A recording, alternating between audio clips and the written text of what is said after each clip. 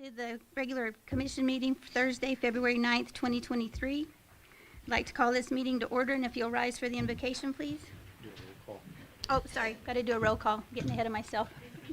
Commissioner Marquardt? Here. Commissioner Mather? Here. Commissioner Otero? Here. If you bow your heads, please. Father, I pray that you will guide us in this meeting today and for us to make decisions that are good for the citizens and pleasing to you. I pray for the full armor of God to protect all of our law enforcement in Otero County, the military that protects us at home and on foreign lands, and the men and women of our Border Patrol that are fighting what seems to be an unending battle. But I have faith that we will see your hand move soon and set this nation back on a moral path. I pray these things in your holy name. Amen. Amen. If you follow me in the pledge, I pledge allegiance to the flag of the United States of America and to the republic for which it stands, one nation, under God, indivisible, with liberty and justice for all. I salute the flag of the state of New Mexico, the dear symbol of perfect friendships among united cultures. Okay, we're going to do a recognition of Trenton Odom, who is an Eagle Scout.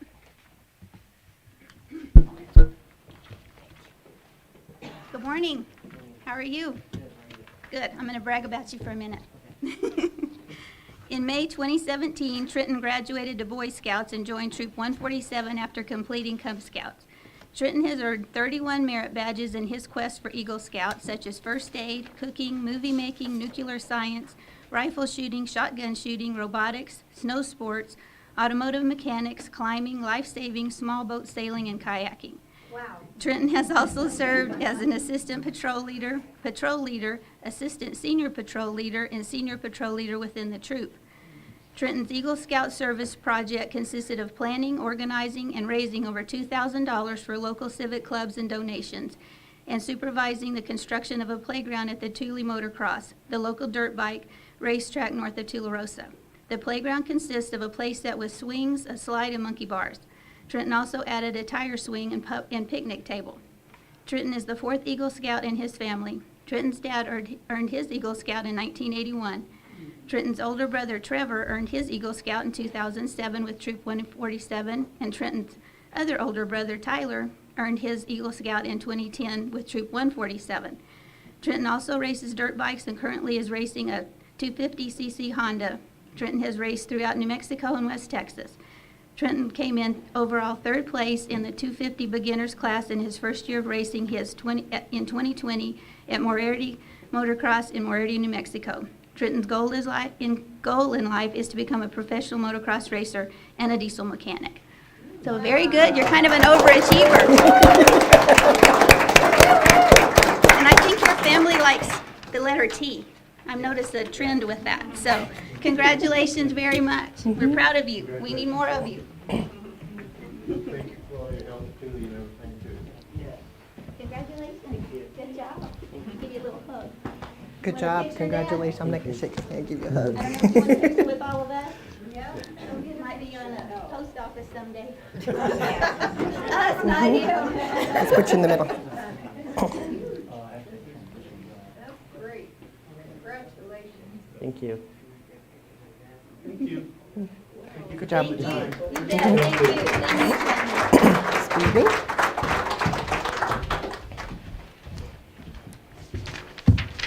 Okay, we're going to skip over the reports for right now because we've got to have a public hearing that has to start at 9:05.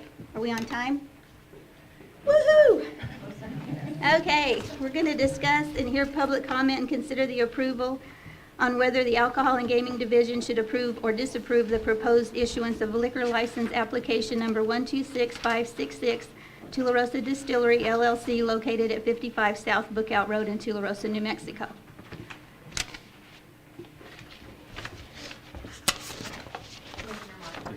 Yes.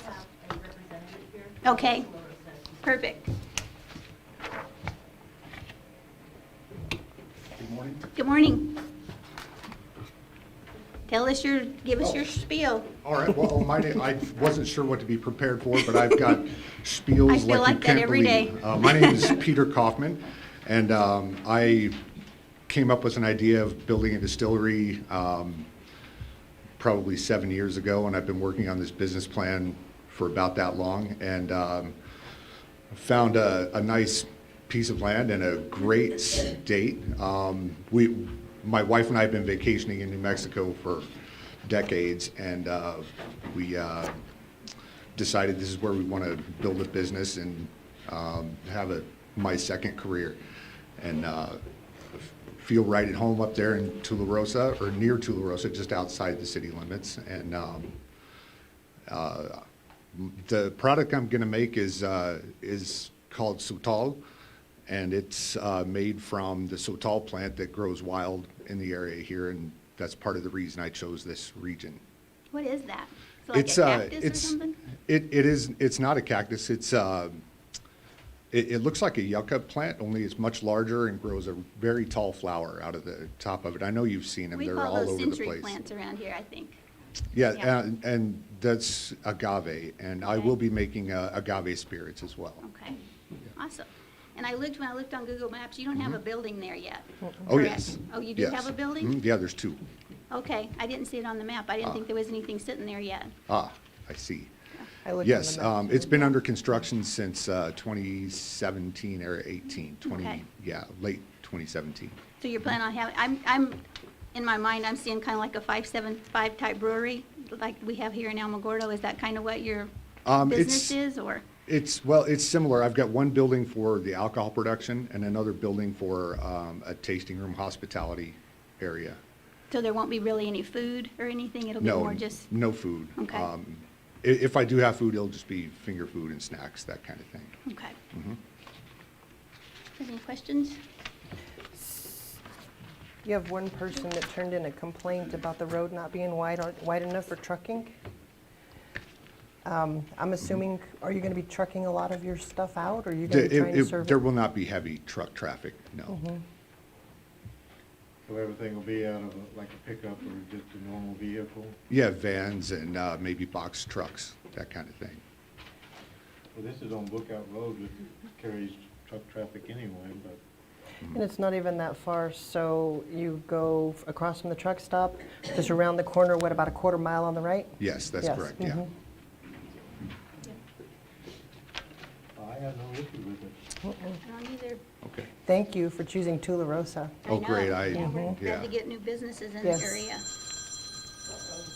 It's a beautiful area of the state, and every time I go up there, I look at the mountains and just I have to look at them for about 5 minutes. So Yeah. yeah, And you picked a beautiful spot. You could have your lounge facing the mountains. in fact it does face the mountains. Yes. Yeah. Okay. All right. Well, I don't have anything else. Do you? No. Anything else? Okay.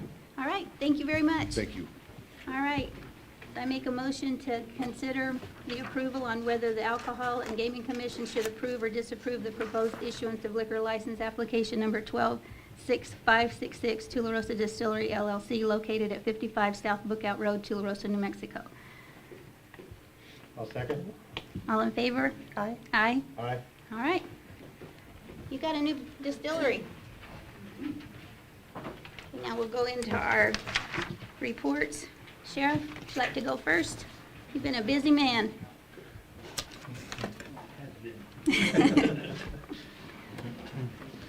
Good morning. Good morning. David Black, Otero County Sheriff. Let me get my old man eyes out here. Okay, for January of 2023, patrol deputies responded to 2,659 calls for service, generated 246 investigative reports, had 115 traffic citations, 47 traffic crash investigations. All that resulted in 61 arrests, and we also issued 6 arrest warrants. For our narcotics division, we had 5 search warrants, 9 arrests, 30 case reports, 3 vehicles seized, 1 firearm seized. We had 9 assisted in 9 fugitive apprehensions. We had 1 jail possession case, 1 checkpoint case with the Border Patrol.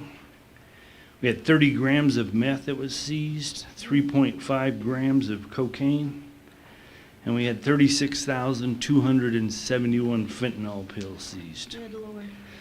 For the month of January, we had $547,000 worth of illegal narcotics seized. I just think that deserves the clap. That's a lot. That's almost that's as a much lot. as we had all last year. Yeah, it's 100,000 shy of our entire last year. It was a very, very busy month. Special events, we worked in conjunction with the Otero County DWI prevention program, making an educational video for high school age persons. They did a mock traffic stop or crash, DWI, involving a juvenile. We had state police, Otero County, volunteer fire departments, district attorney's office, law office of the public defender, and our district judges. So they kind of staged a crash.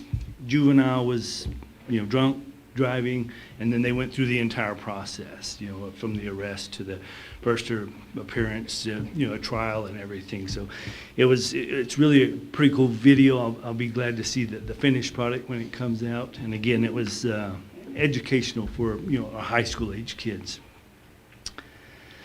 In our Manning, we have one deputy position open at this time.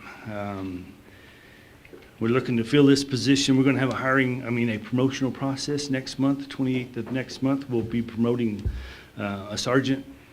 Once we get that promoted, depends on where it comes from, whether it's in the Flats or in the Chaparral District. I got 2 guys that are in line for filling this last position. It's really nice to when you got people to go and work, to do the things we need to do. It's great to have that many people out there. We do have this Saturday, we're going to have a testing for new hires. I have received word from a couple of deputies that they're looking at, and they told us this when they hired on, if the opportunity arises, they're going to go marshals or customs or something. I have 2 that are probably going to be doing that. So we're going to go ahead and do a testing and get some people in line to replace them. And I also have 2 deputies that first of the month, they started at 16-week academy in Santa Fe. So they'll be up there for a while. On our vehicles, we got 3 of the new trucks that are out on patrol. We got 3 more that hopefully within the next couple of weeks we'll get those out. And I do have some Tahoes that hopefully by the end of the month we'll have 10 Tahoes down here and start upfitting those. And I just want to talk just a minute. We had a very challenging 10-day period here in Otero County. Where law enforcement, including the Otero County Sheriff's Office, the Alamogordo Police Department, 12th Judicial District Attorney's Office, Lincoln County Sheriff's Office, Ruidoso Police Department, and the New Mexico State Police. It was great to see all these agencies come together on this madhouse that we had here, work in conjunction where we investigated 2 stabbings, kidnapping, the rock slide on 82, the shooting of a motorist, 2 homicides, and 2 officer-involved shootings. That was within a 10-day period. And it was great to get all these agencies working together to handle the business that we had. So just a big shout out to all those that come in and helped us with everything. So. Well, I think we owe you and your deputies a big shout out for the work that you've done.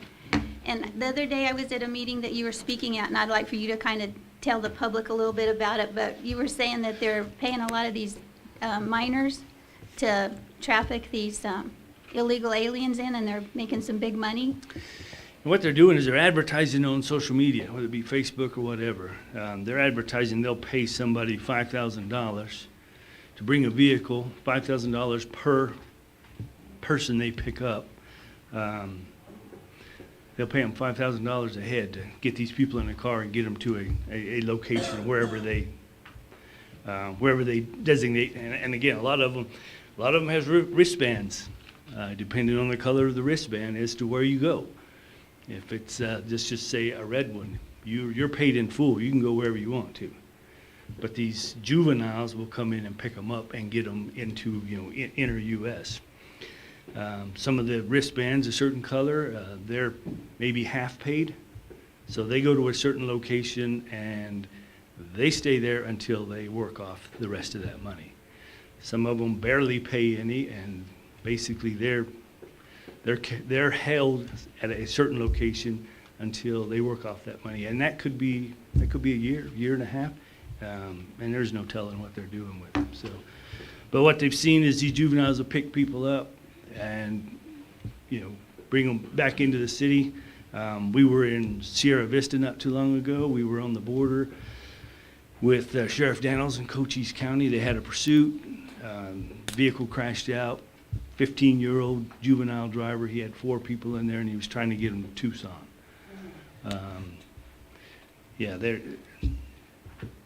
It's unreal. But here's why they're advertising for these juveniles. Okay, they will not prosecute these juveniles for transporting these illegals. So cartels are working very smart, and these kids, if you can go and haul 4 people, that's $20,000, for a juvenile like that. That's big money for them. But that's how they're working that, and it's frustrating, very frustrating right now. Is that the same, they won't prosecute them for drug trafficking and stuff like that too? Are they prosecuting the juveniles on the drug trafficking? Drug trafficking, they are. They are. Human smuggling, they will not prosecute a juvenile for it. So keep an eye on your kids. If they start buying some stuff, you might want to Yeah, know yeah. where they got the money. Show up with these really expensive trucks or something. And you got to realize they're dealing with a cartel too, so that's absolutely Oh, exactly. 1,000% not a good idea. So Exactly. I just wanted everybody to be aware of that, because I heard you say that the other day, and I thought that people should know that. So, Yeah. so thank you. Thank you. And it's happening in El Paso also, quite a bit, so. David, I just got a couple questions for you. I know you've been busy, and thank you very much for all your help and everything, especially on the Highway 82 deal with your department, the road department, and Matt's department. I noticed when I went to Chaparral Monday, the study deal, the little rubber hoses across the road, they've been picked up and gone. Have you heard anything on that traffic study from Wilson? No, sir, I haven't. Will that report come to you, or will it come to us? I don't know. I would- I'm assuming it would come to us. Yeah, Okay. I mean, It would probably end up in Tom's lap first, and then we'll get I it. figure with the county paying for it, it's probably gonna come here first. Yeah. Yeah, I'd be curious to get a copy of it, just to see I'll make sure what the we get a traffic's copy. like. So. Okay, I was just wondering, because they've removed the stuff, so I'm presuming their study's done. So I was just kind of wondering if anybody's heard anything. Yeah, on no, that. I have not heard a word on it. And then, of course, I drive through the Bowles Acres deal. Matt showed me some pictures on the First Street deal where the vehicle was last month. Mhm. They're cleaning that one up, so that's big progress there, but we have new UTVs on Rose Street out there now, and the box trailer's still there, and I'm just wondering my understanding is it's in the court right now, isn't that correct, Arby? Yes, I filed that criminal complaint earlier this week. So, I visited with RB a little bit this week we have, as Otero County, we've got to figure a way to speed this process up. This has been going on for 8 or 9 months. This is ridiculous. Should have been a 30-day deal and then into the courts and then let them go from there. So, any suggestions you can come up with, this has got to change. Right, This right. is ridiculous. Oh, I know, it's, So, takes forever. yeah. I think Commissioner Barella and I had a chat the other day about, why can't we do this? That's the way it's set up. We would have to change some ordinances, or something. And I think that's something that RB and I probably need to sit down and visit about. We need to do this pretty quick because it's out of hand all over the county. Oh, I know, So- I know. Okay. Well, thank you again, Nick. You bet. I do think that you have the authority to remove something off the easement immediately. If somebody was to hit it and get injured, whose fault is it? Only if it's blocking the road. That's, Right, that's and- the only exception we have right now. Somebody leaves a vehicle, like the truck, the picture I got with the truck still in the road, yeah, if it's not moved by 5 o'clock today, we're towing it. You know, so they got it out of the way. If it's blocking the travel lanes, yeah, we can move it, but none of this is blocking the travel lane. Is it a problem? Yeah, it's a problem, but now we gotta fall back on the county ordinance and go through that process. All right. Thank you. Anything? No, thank you. Thank you very much. Commissioner Marquardt, before I Yes. get to the next report, we need to approve the agenda real quick. Oh, I'm sorry. I make a motion to approve the agenda. Do I get a second? A second. All in favor? Aye. Aye. I was trying to hurry because I had that 9:05 deadline, and they were like, you gotta be at 9:05. All right. Hi, Matt. Good morning, Commissioners. Matt Clark, Emergency Services. Code enforcement opened up 45 new cases. 11 of them were solid waste, 18 weeds, 2 illegal dumpings, and 15 burns. They closed 19 of them. We did 2 fire inspections, and we did a total of 68 follow-ups for the month. The fire departments responded to 134 calls. One of them was a structure fire, 7 of them were just other fires, to include some of those illegal burns, and 110 EMS calls. With that, if you have any questions. That's the only thing, thank you again, I don't know if you heard on the 82 deal, I appreciate everybody working together. I'm gonna ask you the same question that I just asked David on the code enforcement on this stuff, the Bowles Acre deal, we've got to increase that. So if you can put your thinking cap on, we need to get, something's gotta change. So that's part of your department too. Yep. So, and get with Jacob and just figure out how to get it moving faster. Absolutely. Okay. I just want to say thank you for your help up on 82. I know that was a big day. Yeah. You're welcome. I'm told that you're figuring out the ability to cite people. Does that take, I'm assuming, some extra training we're going to have to do? It does. And We have working with the to. DA and, Yes, ma'am. We have to do operating procedures so that we are doing it the same every time. Everyone understands. We need to get some training and then work with magistrate court because we'll be citing them into magistrate court. Probably about another 2 months, we should be ready to move forward. We just didn't want to jump into it and then go, oh crap, and have to back up. So we're trying to do it slower, methodical to make sure we're getting everything before we actually go out and start. And that's one of the things that should speed up the process because we'll write the non-traffic citation and it'll go into magistrate court right away. Well, let's don't slow down too much because it's already slow. I understand. Okay. Anything else? I think it's the tough thing from going private to government is the slow down. Yeah. Yeah. Yeah. All right. Thank you, Matt. You're welcome.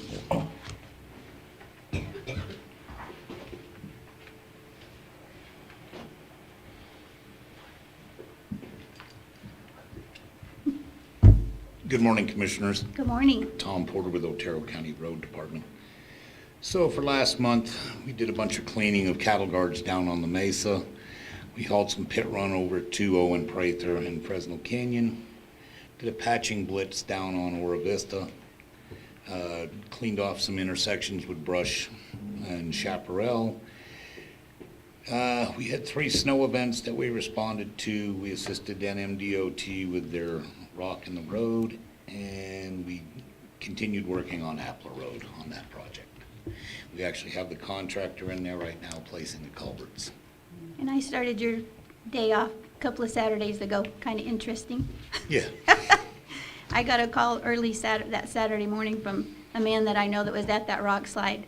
And he said, "Hey, Commissioner, did you know there's a rock slide?" And I said, "No." And I said, "Can you drive around it?" And he goes, "Nope. Nope. These rocks are bigger than my car." Yeah. So I called Tom. Tom called the state, and they got up there and spent all weekend. And for anybody that wants to complain about the patch, I learned something because I didn't know this either. The reason it's so rough is because it was too cold to lay asphalt that day. But you either put it like it is, or we don't have an open road. So don't complain about the patch. Drive over it and drive slow. Be thankful that our crews were out there and got our road open, and that we can still go back and forth. And they'll come in and fix it when they can, but that's why it's so rough. We're actually fortunate it happened when it did, because it was early Saturday morning, there was no traffic.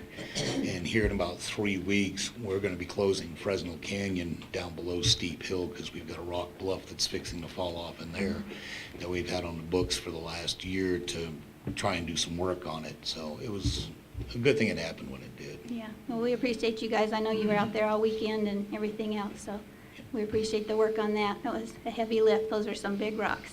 It was no joke. So Tom, I'm gonna ask you the same as I asked David. Have you heard anything from Eric or any of them on the study in Chaparral on Angelina and Steve Drive? The one on Angelina and Steve, one of the engineers sent an email to David, I want to say it was Monday or yesterday, for some more information. Okay. I think it was for the crash study. Have you heard anything on the borrow pit down on the Mesa? What we were doing? The archaeologists were supposed to be out there this week, and I haven't heard yet if they've found anything or not. That's all I have. And again, thank you for your help on that. Yeah, on the yeah, we'll road. give them a big hand. Yes. I wish I could have seen them pounding those big old rocks. That would have been fun. Are we allowed to bill the highway department for your assistance on Highway 82? Probably not. No? No. Just- That was okay. just one of those helping hands. They help us, we help them on some stuff. Yeah, we appreciate your hard work and your crew, so thank you.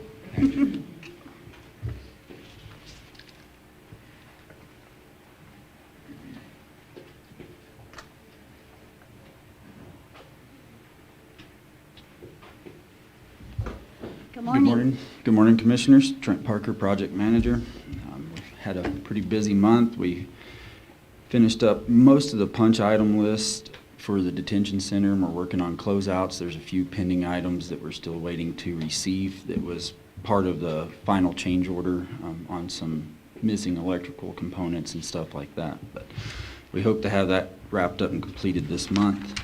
The EOC, we executed a change order that ended up being an $8,400 credit to the county for using and utilizing the existing electrical panels instead of waiting for the long-awaited I like upgraded that. panels. So I like it.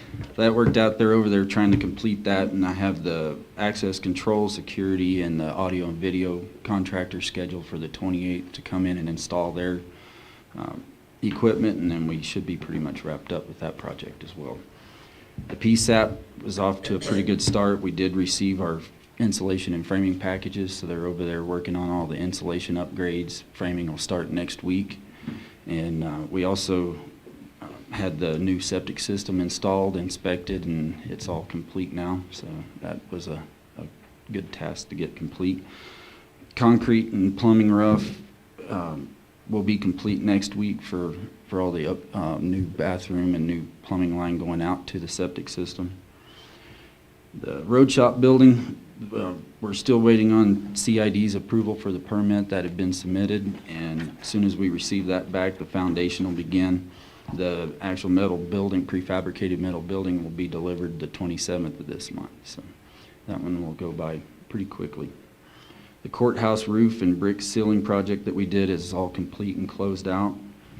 The Flickinger Center restrooms, we received 3 bids, and as of this week, we selected Classic Builders to do the project. They were the low bid. And so now I'm just working to schedule a meeting between the Flickinger Center director and the contractor so that we can come up with a good date to down those bathrooms and get them upgraded. And that's about all I We've been have. busy. Got some big projects that are kind of getting towards the end. Yeah. That'll be a yeah. sigh of relief. We have some more coming up too. Yeah, So yeah, never ends. we get rid of some and get some. So Yeah. it's good though. I got one little thing. When we had our visit down at the prisons on that, in the processing center where the settlement was in there, Mhm. I don't know why I didn't think about it while we were there, but What's around in that neighborhood of that, for that to settle like that? Is there water on the other side of the room somewhere? Is there a sewer line run through there? Something made that settle that quick.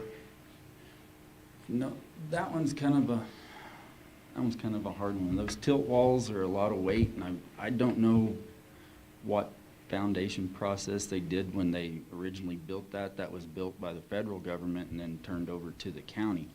So I don't know if they did the same processes of getting geotechnical surveys to find out what kind of soil they're building on or anything like that. So there could be a lot of variables. That was an exterior wall, so I'd assume there's probably not anything in the area, but I don't know.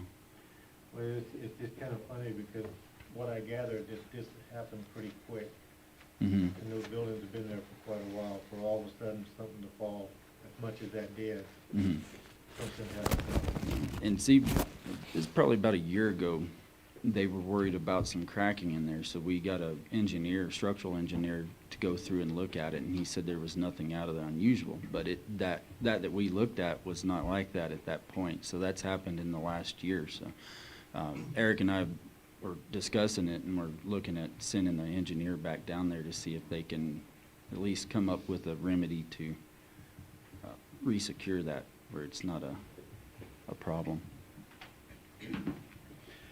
I'd like to get with you here whenever you get an opportunity. I'd like to go see the detention center after it's all done. I saw where Yeah, White Sands I wanna do that Mhm. too. has Okay. moved their trailer and all that, and I'd like to go through when it's all finished and cleaned up. Sounds good. Let me know when you guys have available time and we can make that happen. Right. Appreciate it. Thank you. Thanks, Trent.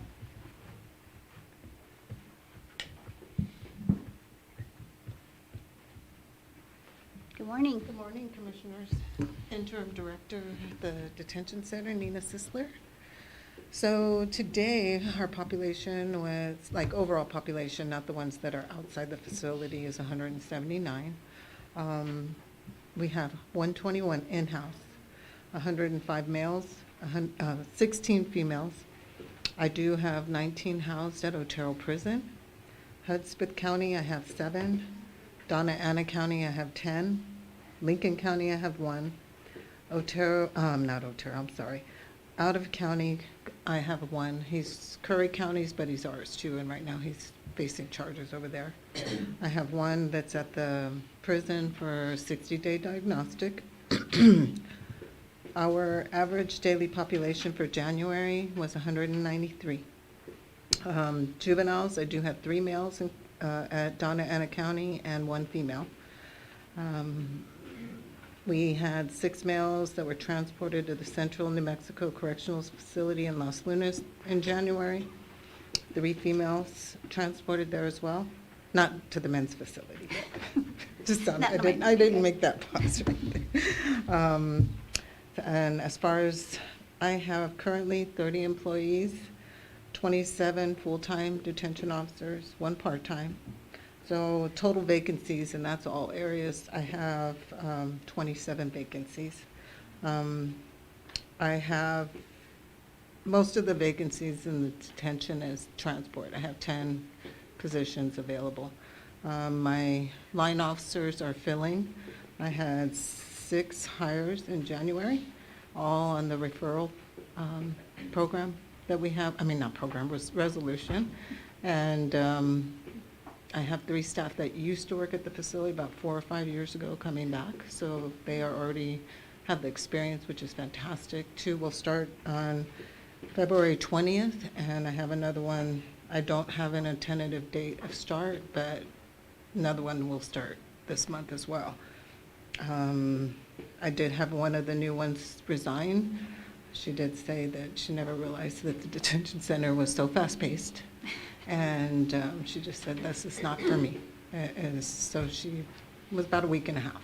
So she said, I can't fake it to make it, and I won't do it. So she resigned. In facility, we're still doing a lot of hearings in-house. And so we had 63 municipal hearings, 103 magistrate, and this is in the month of January, and 82 district, and we do out-of-county as well, so we had 15 out-of-county courts as well. So Any questions? Well, it just sounds like you're getting a few Yes, people Few coming in. names in and the stuff. door. That's Yes. great news. yes. Yes. Were you able to break down the report from how many were from city, how many from county, how many I from state? sent the report to county manager. Okay. I sent it this Okay, morning, Okay. and it I was didn't know if complete. that- If you need anything else in there, just let me know. It's on a spreadsheet, so if you need any additional information, just let me know. And last month I mentioned about the forms that we had to fill out in order to qualify for grants for mental health and all that kind of stuff. I brought the pamphlets so you could take a look at it to see if this is something feasible that we can do to work towards. Okay. Also, I want to commend you. I took a tour of the jail, and the perceptions that of the jail of mine were all wrong. And Nina is very passionate about what she does, passionate about the inmates, passionate about the employees. The facility is top notch. I mean, it is really good. Otero County has something to be proud of, including you, Nina. Thank you very much. Thank you. Tough job. Thank you. Oh, yes, and Pastor Anthony said he's going to be reaching out to you tomorrow to get a date scheduled so we can start doing services again. So, yes, thank you very much. Yes. And I know we approved the agenda, but I needed to pull a couple of items off the consent agenda for discussion. I wanted to pull number 8 and number 14. So we'll discuss those at the end, and I'll just go through and read all these others, and we'll vote on those. Okay. Commissioner Barella, did you want to pull item 5? I think we discussed voting on that separately so that you could recuse from it. Yes, thank you. Okay. So, yeah, when we vote, we can still vote on all the consent agenda items except that one, and we'll do a separate motion for that one. Okay. Okay, here we go.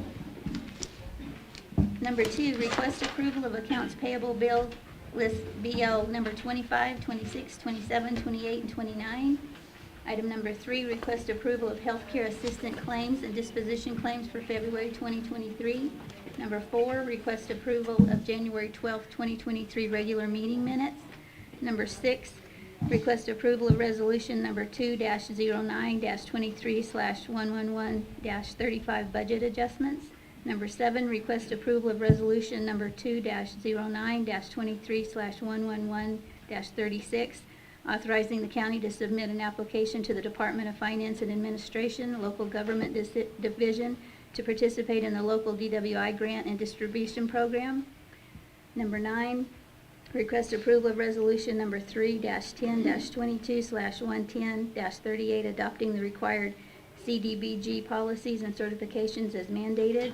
Number 10, request approval to appoint Pamela Heltner as board member to the Southeastern New Mexico Economic Development District Council of Governments. Number 11, request approval for fire departments to apply for staffing for adequate fire and emergency response grants through FEMA. Number 12, request approval for fire departments to apply for the Assistance to Firefighters Grants Program and Fire Prevention and Safety Grant through FEMA. Number 13, request approval for Wildfire Risk Reduction Program for rural communities. Okay, you want to make a motion to vote on all those? I'll second. All in favor? Aye. Aye. Aye. Okay, all right, so now we'll move on to number 5. And you're not going to vote on this one? Correct. Okay, all right, so number 5, request approval of resolution number 2-9-23/111-34 to auction vehicles and dispose property through govdeals.com, an online auction service. She's not voting on it, I just so- want to explain, I'm Oh, not you wanna- voting. I figured it was because of your business. Yeah, because I have bought vehicles from the auction, governmentauctions.com, from the city, from the schools, from the county and everything, and so just in case, I'm not going to vote on this. Okay. Well, I make a motion. I get a second? I'll second. All right, all in favor? Aye? Aye. All right. Okay, so now we're going to move on to item number 8.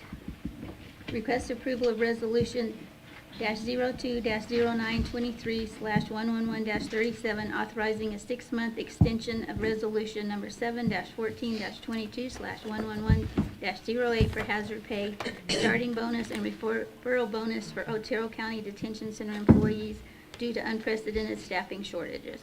And you want to discuss this? Yes, I Commissioner? asked this to get pulled. I'm all for it. One thing I'd like to have this added to this is when the 60,000 runs out, it's over. Because we have to go back and do a whole nother budget adjustment.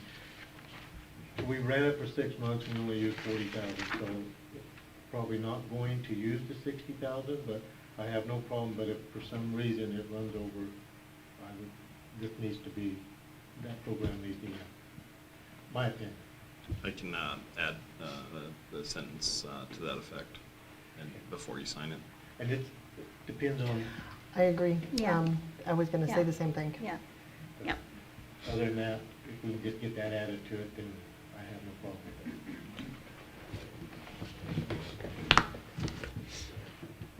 Okay, so make a motion for the approval of resolution number 2-09-23/111-37, authorizing a 6-month extension of resolution number 7-14-22/111-08 for hazard pay, starting bonus, and referral bonus for Otero County Detention Center employees due to unprecedented staffing shortages, with the changes made that the program will end I'll At second.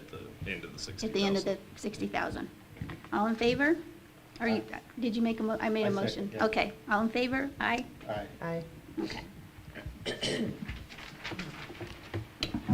Okay, we need Matt back in here, I think, for this one. Item number 14, request approval of memorandum of understanding between Homeland Security and Emergency Management, State Fire Marshal Division, and Otero County Code Enforcement. Wanted to have some discussion on this a little bit. My concern with this, and maybe you can explain it to me, I don't want the county taking on another thing that the state should be paying for, because we're already short-staffed and our volunteer fire guys are really short, they're running thin. I just want to make sure this isn't adding costs to the county that the state should be paying for, because we do enough for them for free. So it'll be the code enforcement guys, because they're the ones that have gone out to the plans inspections, the life safety code, the IFC 2021 that's been adopted by the state. They're the ones that have gone out and gotten all this training. So while they're out doing other code enforcement, they can do these buildings. So that's really going to be the only cost, is maintaining them on their training. They're already going to be out. It gets us into some of the commercial structures to do pre-planning to pass along to the fire departments. We're not expecting the volunteers to do this. The other is the state normally finds out about new businesses a lot faster than we do, and it gives us that opportunity to go in, look at the business, identify that we do have a new commercial business in a fire district, to include the cannabis grows and dispensaries that are popping up everywhere. We just don't know a lot about them because we're not in that process. This would help get us into that process. Okay. And I thought it was weird on this letter, and I don't know, I don't know, I read everything, I'm a stickler for this crap, but why is it dated December 13th, 2021? I mean, it's like 2 years ago. They started this in '21, and it's a blanket letter that they have, that they've issued. We can ask them to update the letter and resend it. Okay. So we have to retain the records for all of these inspections and everything at the county level? Is that going to be an additional cost? No, because we would already be retaining those records if we knew about that business to go in. About the only time that we're notified is when a business needs their license renewed. They'll call, ask for a fire inspection, and we'll go out and do that. The daycares, especially down at Chaparral, where they're all over the place, and we don't know which homes they're running out of. And they're running daycares that have 10, 15 kids in them out of a home instead of a business. What do you structure. see as the downside for the county? Is there a downside or an expense or something that you see coming down the pike? Because this is a 5-year obligation if we sign this. It's 5 years, but if any time we need to, we can absolutely terminate it. We just have to let them know. I think in 30 days is our Yeah, out. it's 30 days. Just let them know that we're not going to be able to continue down this road. Yeah, it'll add a little bit to the code enforcement guys because now they'll go out and they'll actually look at the commercial structures.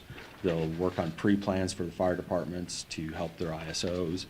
So it'll slow down some of it, but it helps with the life safety aspect, protecting the public that's going into these commercial structures. Do we have some of our code enforcement that's already certified to be able I to do have, these?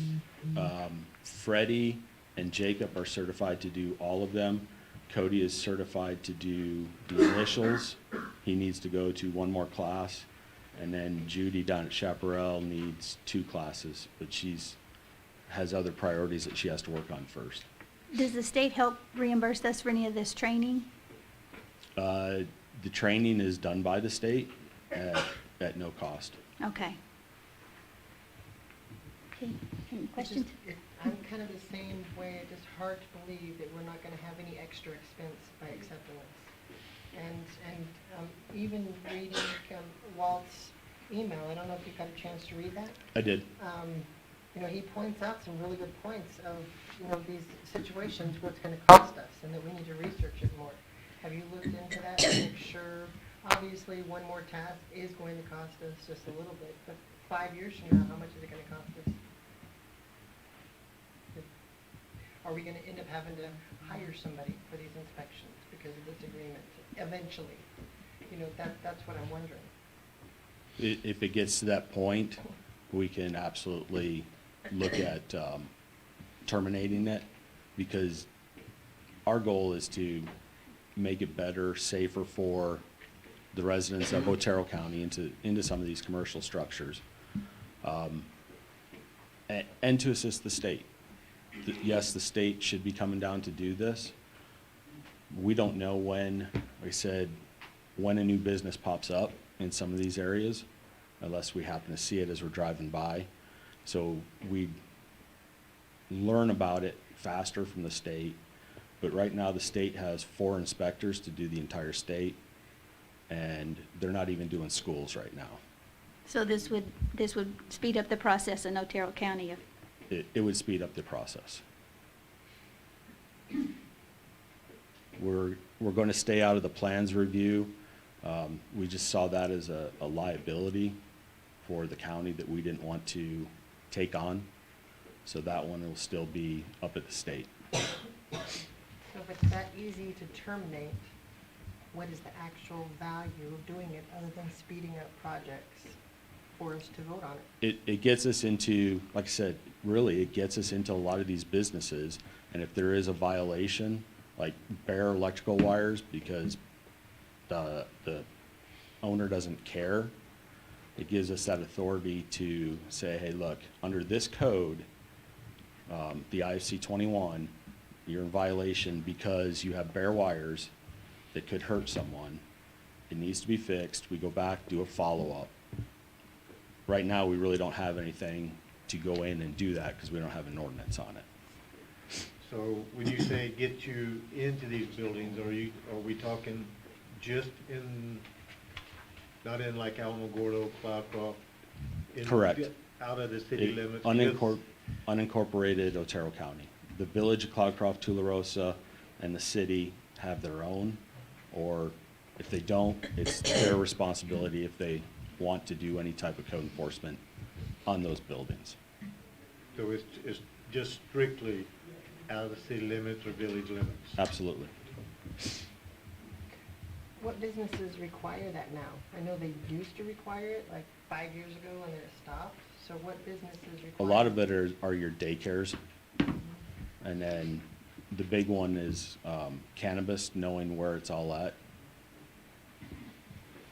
And then schools.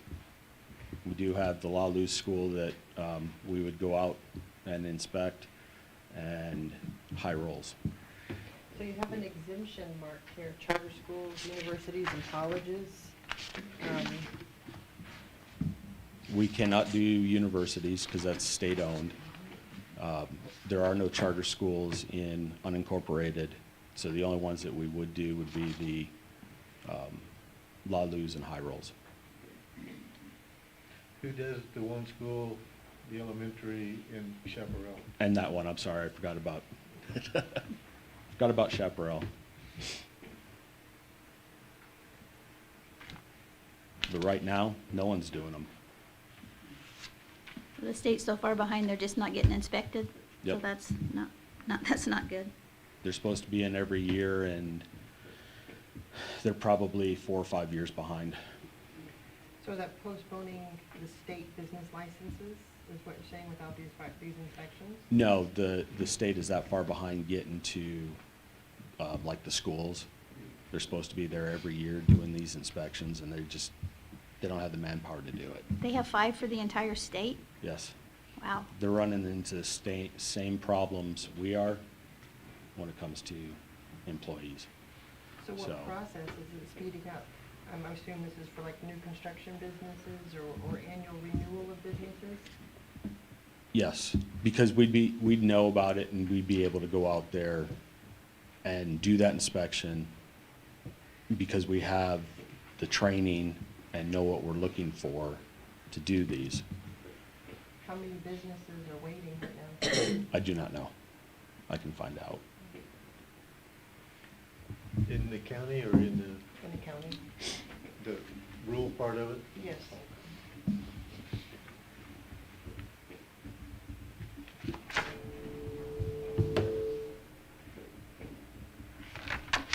Well, I feel better since we have a 30-day out. I mean, if it gets to be too overwhelming, you know, we can get out of this, but if it starts costing us a lot of money, but there's only 4 inspectors for the entire state. I mean, they're never gonna get done. Matt, are all businesses subject to this, or is it only new ones, or the old ones grandfathered in? No, they're all supposed to have annual fire inspections. All of them are supposed to be pre-planned by the fire departments, and we know that the pre-planning is not getting done. So it's another way to help out the fire departments, the volunteers getting the pre-plans done, and getting that over back to those departments as well. And does it apply to all businesses, or are there certain categories like you referred to? There's categories. Okay. My biggest on this, what I really want is to make sure that the schools in our areas have their annual inspections, their systems tested and all that. That's my biggest fear is if they're getting bypassed, I don't want the kids to be at fault at it type deal. That's one of my biggest for this. If we didn't vote this in, would you be able to do that anyway? No, we don't have an ordinance that gives us that authority to get into that building. We'd have to develop a county ordinance, do the public hearings, and then we'd have the ability to do. And how are you going to pick businesses that you feel need inspected? From the state. And as we see, if it's a new business that we haven't heard of, we'll go in. We're not there to drop the hammer, so to speak. Just make sure that the building's safe for the employees, make sure it's safe for the customers. We're the ones that are out in Otero County compared to bringing a state guy down, so we have more of an interest, and we want to work with the owners. We don't want to alienate them. I think that's all I've got so far. You good? Anything else? All righty. All right, thank you, Matt. You're welcome. All right, I make a motion for the approval of a memorandum of understanding between Homeland Security and Emergency Management, State Fire Marshal Division, and Otero County Code Enforcement. Do I get a second? I'll Second. All in favor, say aye. Aye. Aye. All right. Okay, so now, Before we go any further, can you people hear what they're talking about from the table? Because I can barely hear the mic, I just hear him. Daniel, is it mic on and turned up? Which mic? Yes, that one. That one? I'm not having problems with that one. I'm having a little problem with the commissioner mic. yeah, it's hard to hear you two. Really? Just closer. Can you- Is that better? Woo, yeah. Is that better? Yes. Okay. Okay. All right, so now we're going to move on to scheduled citizens communication. We're going to have Dean Hackett and Sheila Coca and Beth Lucero with the Otero County Fair Board.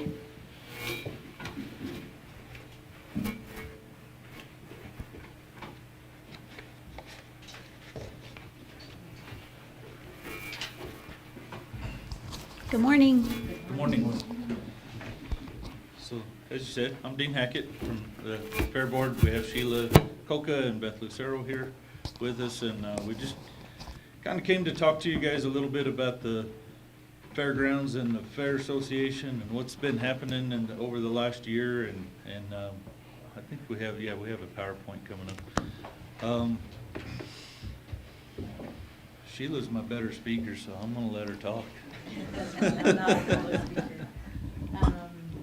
Well, we just wanted to do a review, so you all knew what was happening at the facility.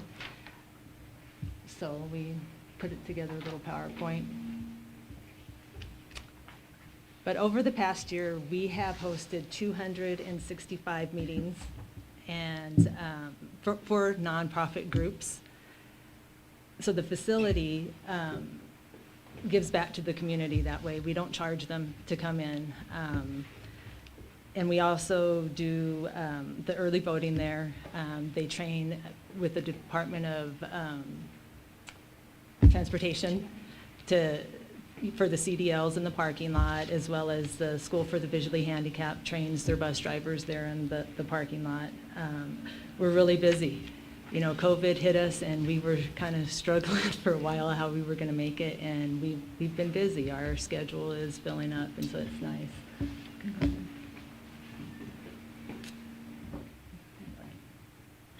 So these are some of the groups that we accommodate there at the fairgrounds.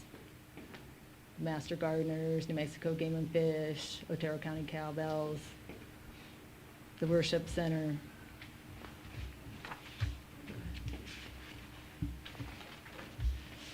So this year at the fair, we hosted our free entry to the public, and we had over 50,000 visitors.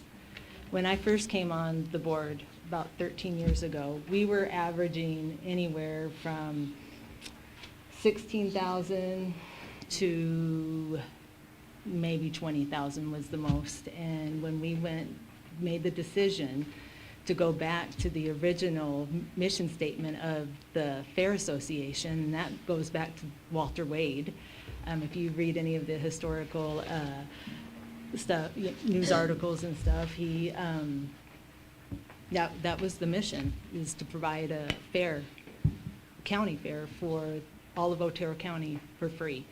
And so the people could come and we can educate them, in agriculture, and, now we have all these other groups that come in, and it's a big community outreach for them. Where else can you touch 50,000 people, and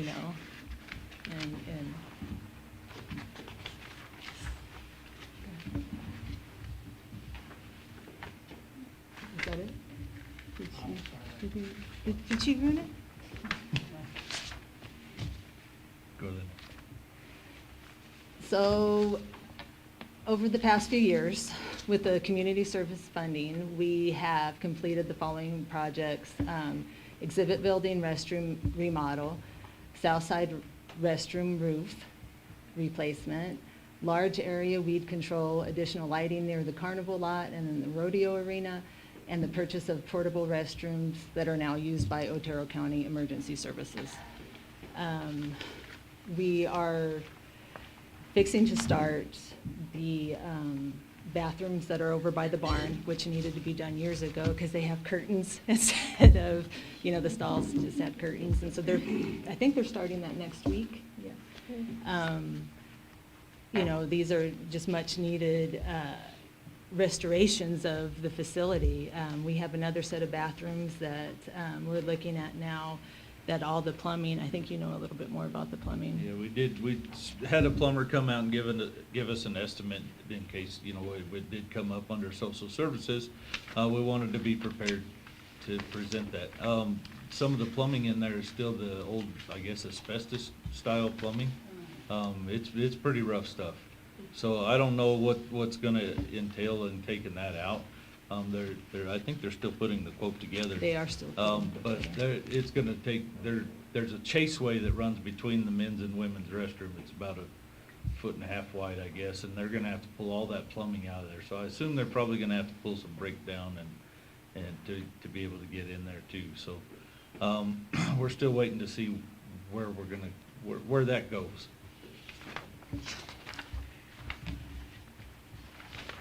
One of the other things that we just received, we got some estimates on, and we wanted to visit with you guys about, is the RV dump station. So that RV dump station gets used pretty regular through the summer, not so much through the winter, but it still is pretty busy. We had a water break that's underneath the concrete. It's gonna run, one estimate we got is around 560, and the other one's around 680, somewhere in there. And we wanted to visit with you guys about that, because if we decided to close that, I'm sure you guys would be the ones to get the first phone calls that this is not good, that we close this. The reason that we even discussed closing this is because we're getting people that come in there with 1,500-gallon tanks on their trailers, and they're filling them out of the water out of there when we pay for the water. So some of our bills run pretty extreme, and more so seems through the summer than in the winter. We've got some other carpet cleaning companies that come through, and they drain their stuff there and then refill their tanks there, and so it gets a little costly on our part for water. So I don't know what your guys' thoughts on that would be. I don't know how you would regulate that. Now, I'm trying to figure out some way you could, I want to close the station, but I don't want to fill up everybody's. And that's what we're doing, and if we're there, we'll go out, because we put a little box for donations, but they don't use it. So if we're there, we're like, we're nonprofit, and, we struggle, and we pay for this water, and so they will give us a little if we catch them, but most of the time.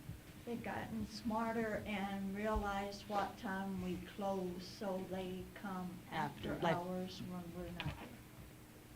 So can you regulate that have it open during your office hours? I realize that didn't do any good on Sunday afternoons when people were coming down and around. It would be difficult, that's all, we'd have to hire somebody, and that's all they would be doing. There's another dump station at the truck stop right there next to Lowe's Home Improvement. And the chamber has one as well, because the chamber's always sending them to us. So there's other dump stations. We just didn't know how, if you guys really, if it was a deal breaker for you guys, we wanted to talk to you first, because for us, it's just, it's a lot of work maintaining it. People leave trash, and you try to put a trash can there so they don't leave trash all around. But then you put a trash can there and they fill it up, set bags all around it, and, you can't, it's almost like you can't do anything nice because then they take advantage of it. So I did look into like maybe metering it with like coins, but that's really expensive to put one of those machines in, and then I would fear it would just get vandalized. It's like putting air in your tire, you can put your credit card in there, Mhm. instead of putting actual cash in there. Yeah.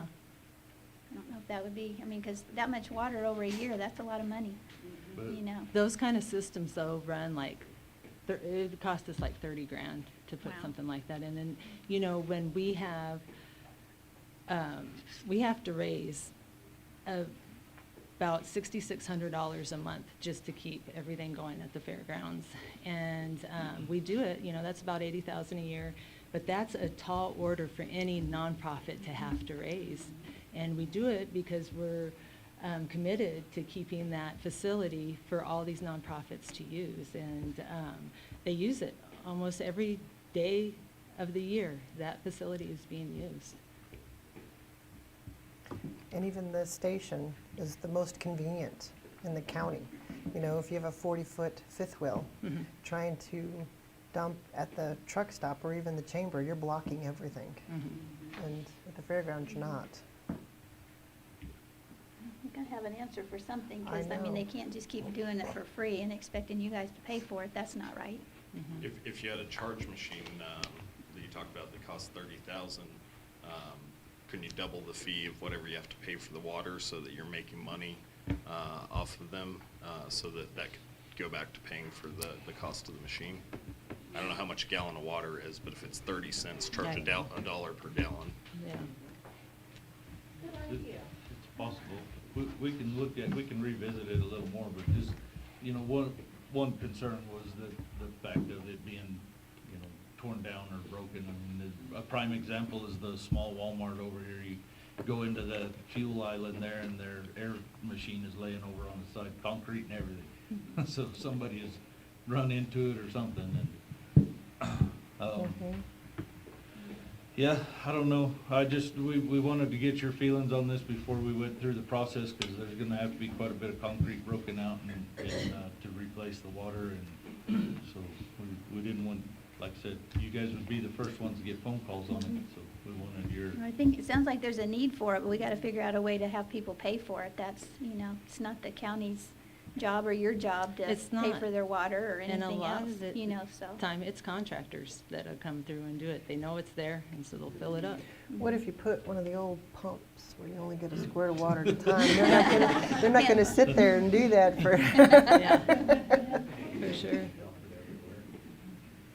Emma, can this be something, put on, kept out there like we did the security system out there for some type of, We can, I mean, that's a year away. That would be Yes. next fall, but yes, we could.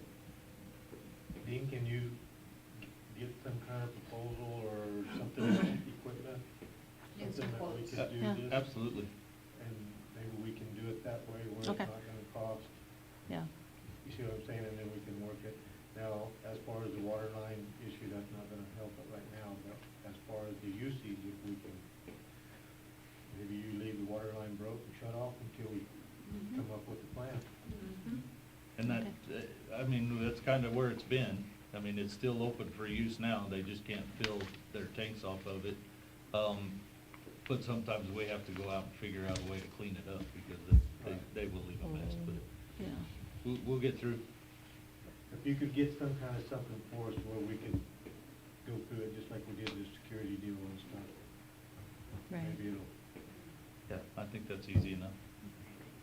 And we were wondering when the security stuff would start. We're waiting for the grant agreement from the state. Okay. Yeah, we signed it, they signed it 2 months ago approximately, we're waiting for it to come back. Well, we visited with Sheriff Black because we'd like his input when we do all of that, since they're there at, you know, the big events, what we really need, what's the most important thing, so we can get the most bang for the money, so that was the plan on that. But, Sounds like a good plan. Mhm. You have anything further for us? Nope. I think we're good. The Thank fair you, was a guys. lot of fun this year. Thank you for Had a good entertaining time. us. Thank you. Yeah. Thank you for everything you Thank do you. out there. Yep, Thank you. We're already preparing, so. Yes, we Get are. ready to come out. Yep.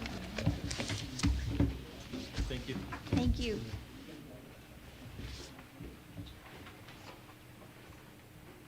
Did we have any unscheduled communications? Anybody sign up?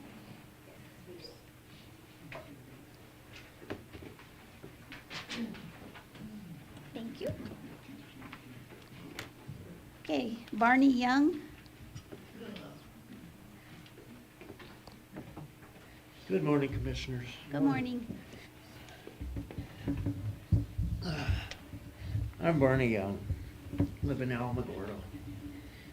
And I got some information. I'm gonna have to ad-lib a little bit this morning. First of all, I'm here representing Committee for Clean Government. Barney, can you turn that mic? There you go. Thank you. Ooh, I was here to request an update on what we proposed in January about the Forest Service, about them producing their endangered mouse, and proving it with video footage documented with sheriff's deputies, and prove the mouse exists or remove the fences. On the agenda, we didn't see anything that there was any movement on the issue, and then I found out that Commissioner Marquardt is working on the issue. So the New Mexico Game and Fish, the Wildlife Services, U.S. Forest Service, they're all in cahoots. And if you haven't noticed, they're just like spouses in a divorce court, pointing fingers at each other when they're all responsible for stealing our natural resources from the rightful owners. And that's all under cover of the law. We just recommend the commission holds their feet to the fire, allow the sheriff to do his job, and they need to reduce that elk herd. They're currently destroying the habitat through overgrazing, and all the while that destruction's being falsely blamed on a few cattle. We support the ranchers, specifically the Goss family, and they've been under fire, and we'd like their herd returned to 553 head of cattle. And we need you to seriously take some action on this and get something done on it. I mean, it's awful quiet, it's been a long time. And we're not really sure what you can do, but you can sure do more than one of us calling the Forest Service and complaining. And once again, thank you, Vicki. You're welcome. No, it takes community involvement in this. I mean, it helps more than you know, because I know some of the citizens put that sign up at Walmart, that electronic sign supporting the ranchers and stuff, and a lot of people just don't realize how bad it is. They don't realize what we're facing. And I'm going to Washington tomorrow, and I'll be up there for the National Association of Counties. Everybody in the nation will be there talking about this stuff, and I got on the committee. I said, well, I'll go, but I only want to be on this one committee, so I'm going to be on the energy, environment, and land use, and I did that for the ranchers. So I'm hoping that I can make some connections up there. And she's doing that on her own hook. The county's not paying. That's pretty important. The county's not paying you to do it. Well, they'll pay for my travel expenses to go up there. Well, so. That's just a small part of everything. Well, it's okay. I'm happy to do it. So I'm hoping I can make some connections there. But we are working on it. There's a coalition of counties between New Mexico and Arizona, and they've got, they're with the Boundary Foundation. They've got some money behind it to help with some of these lawsuits and stuff. So I'm really considering talking to my other commissioners and putting it on the agenda to see if we want to join that. It's like a $2,500 a year membership, but all that money goes towards this type of fight, and it takes money to do it. So we're in the fight. We're not giving up. Thank you for your time. Thank you, Barney. And Barney, to address your concerns about the mouse, I completely get what you're saying, and I agree. The current case law, which is mind-boggling, but what it says, the mouse does not need to be present. The only thing for it to actually be closed off for the purposes of the habitat is the potential for the mouse to be there. So are they going to prevent the new endangered butterfly from inhabiting the mouse's territory? I don't know how we're going to work out that conundrum. I mean, we got a brand new butterfly now, too. They'll make a new I'll space. tell you something else that's blowing your mind. There's currently a petition to get coyotes declared as an endangered species because they get mixed up with the Mexican gray wolf. But we all know coyotes are a menace and a pest. Mice too. Yes. And I don't think the cows are eating. And we all know that if there's a Holocaust and the world ends, there'll be cockroaches and coyotes left. So I don't think they're endangered. Okay, Mary Martin.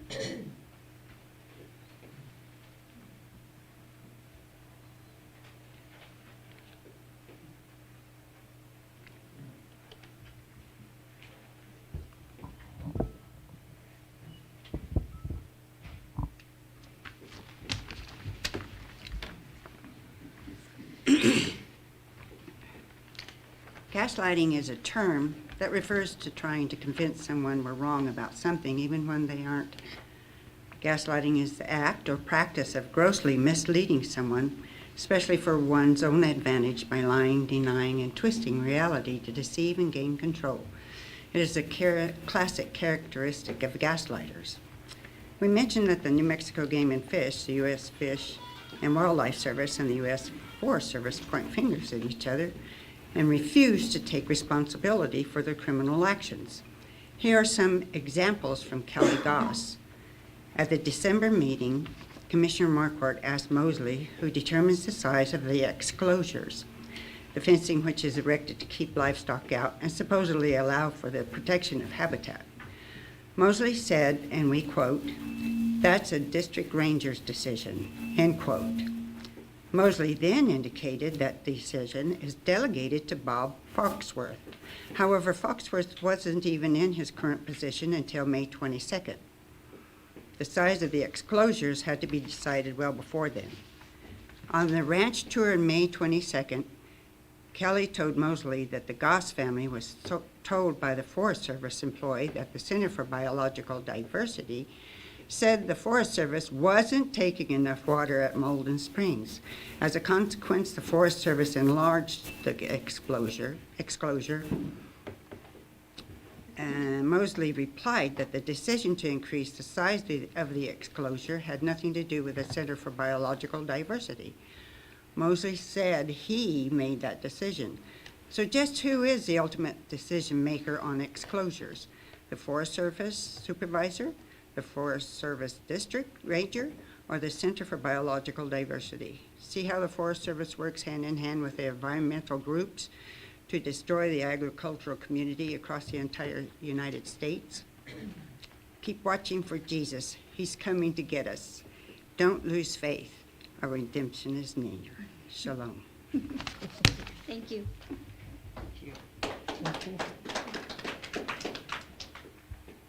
Brenda Messer.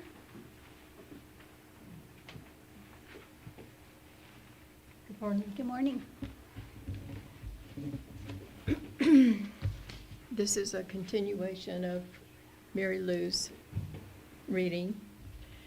Isn't it interesting to see how willing Mosley is to throw Foxworth under the bus, and it's not the first time Kelly has seen it. But when the Gosses had an appeal meeting for the suspension of their permit last month, Foxworth was supposed to give an oral presentation, but Mosley gave the presentation, stating Foxworth was new to the district and wasn't as knowledgeable in the details and history of their allotment. However, Foxworth is the one that suspended their permit. The inconsistencies are mind-boggling. At that same December commission meeting, Mosley himself also asked to address the exclosures and their size.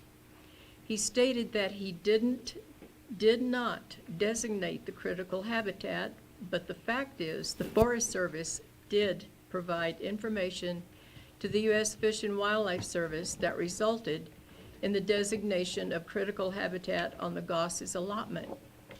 Again, Mosley continued that the Gosses can divert water, and there are ways to provide water. Yet, through their lawsuit, the possibility of alternative water sources was explored, and it was determined that there are no alternative water options because one must consider downstream users and maintenance costs. That's it. Thank you. Thank you. Donna Turnbull? I mean, what's happening is this Endangered Species Act has become weaponized. And every time they want to take something else away from us, they pull out another endangered species, whether it's a plant or an animal or an insect. So, Right, it's all by design, and they run roughshod, and we're pretty sick of it. And we're here in support of you three, very much so. Yeah, and we appreciate it. I'm glad that you're here. And I'm glad to hear that you appreciate the community's involvement. We're happy to be involved and want to know how we can help. And I do want to close with my time there again to help and inform. We believe very much that this meeting and our opportunity to use our 3 minutes is our best avenue to reach out to people that watch online and follow the meetings. And there are a lot of people in support of what you guys are doing. The bottom line, the Goss family's cattle absolutely have the right to drink from any water source on the Goss family's allotment. Mosley stated, and I quote, "A good livestock grazing system includes well-distributed water," end quote.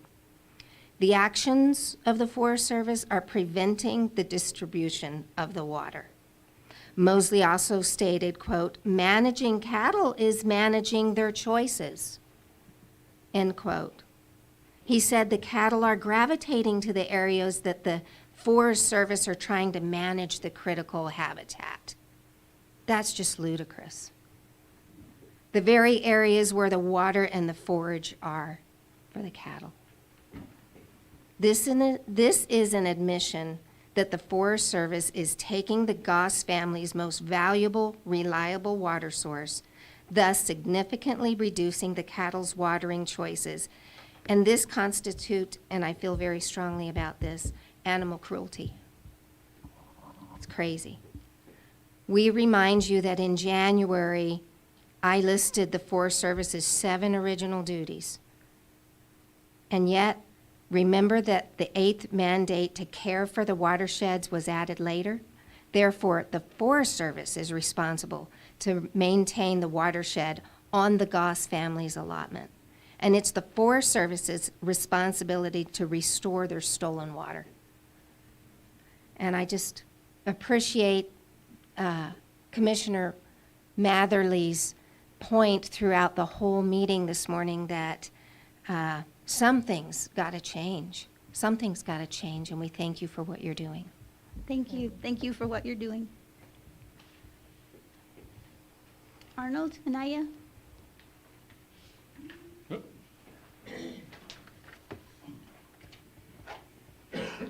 Good morning. Good morning.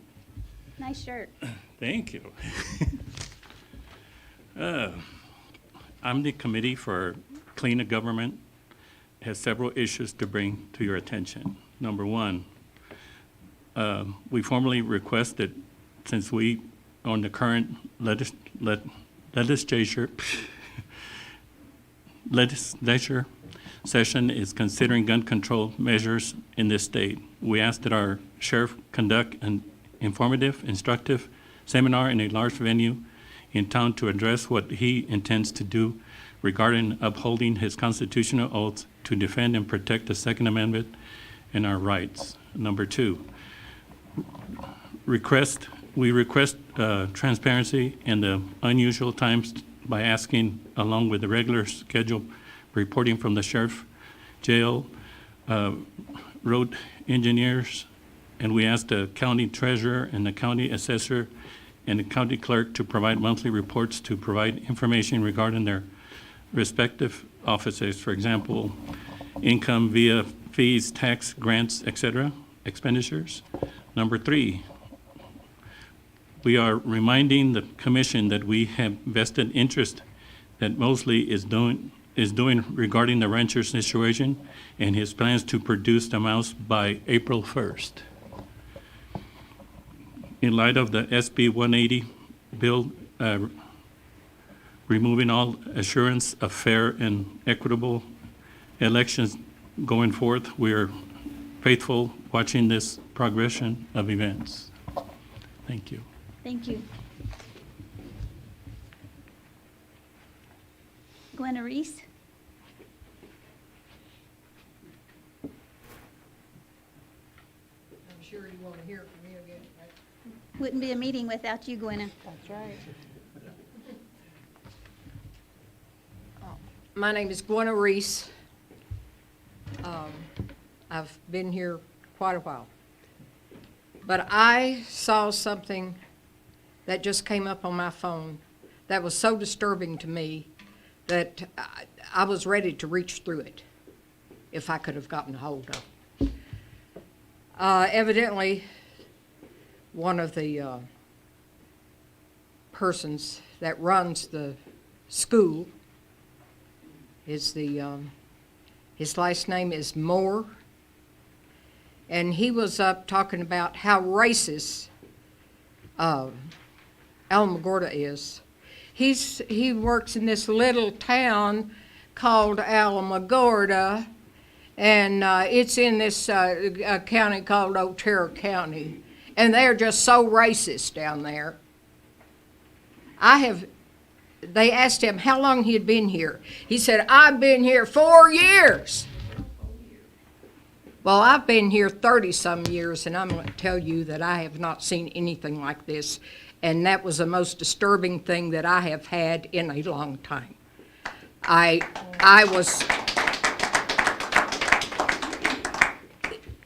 He's talking about how racist the schools are.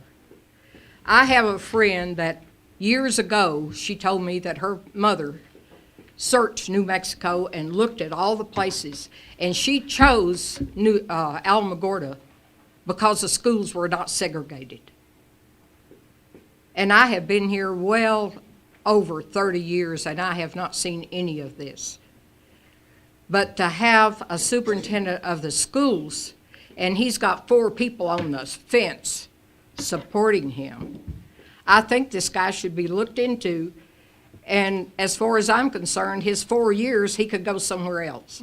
I cannot tell you how angry I was, because the way it was on the phone, and to hear him to keep talking about, and he did bring up how the people that voted for Trump were just, they don't know anything. They're just really racist too. But I would suggest that everybody get on the phone and try to find this fool's talking about the way he is about what is going on in the schools in Alamogordo. And what is this racist thing? The CRT? Yeah. And he needs to have a comeuppance. I'm telling you. I am just sick. I was so mad. I can't tell you what I would have done to him if I'd have had a hold of him there. Thank you, Glenna. I'm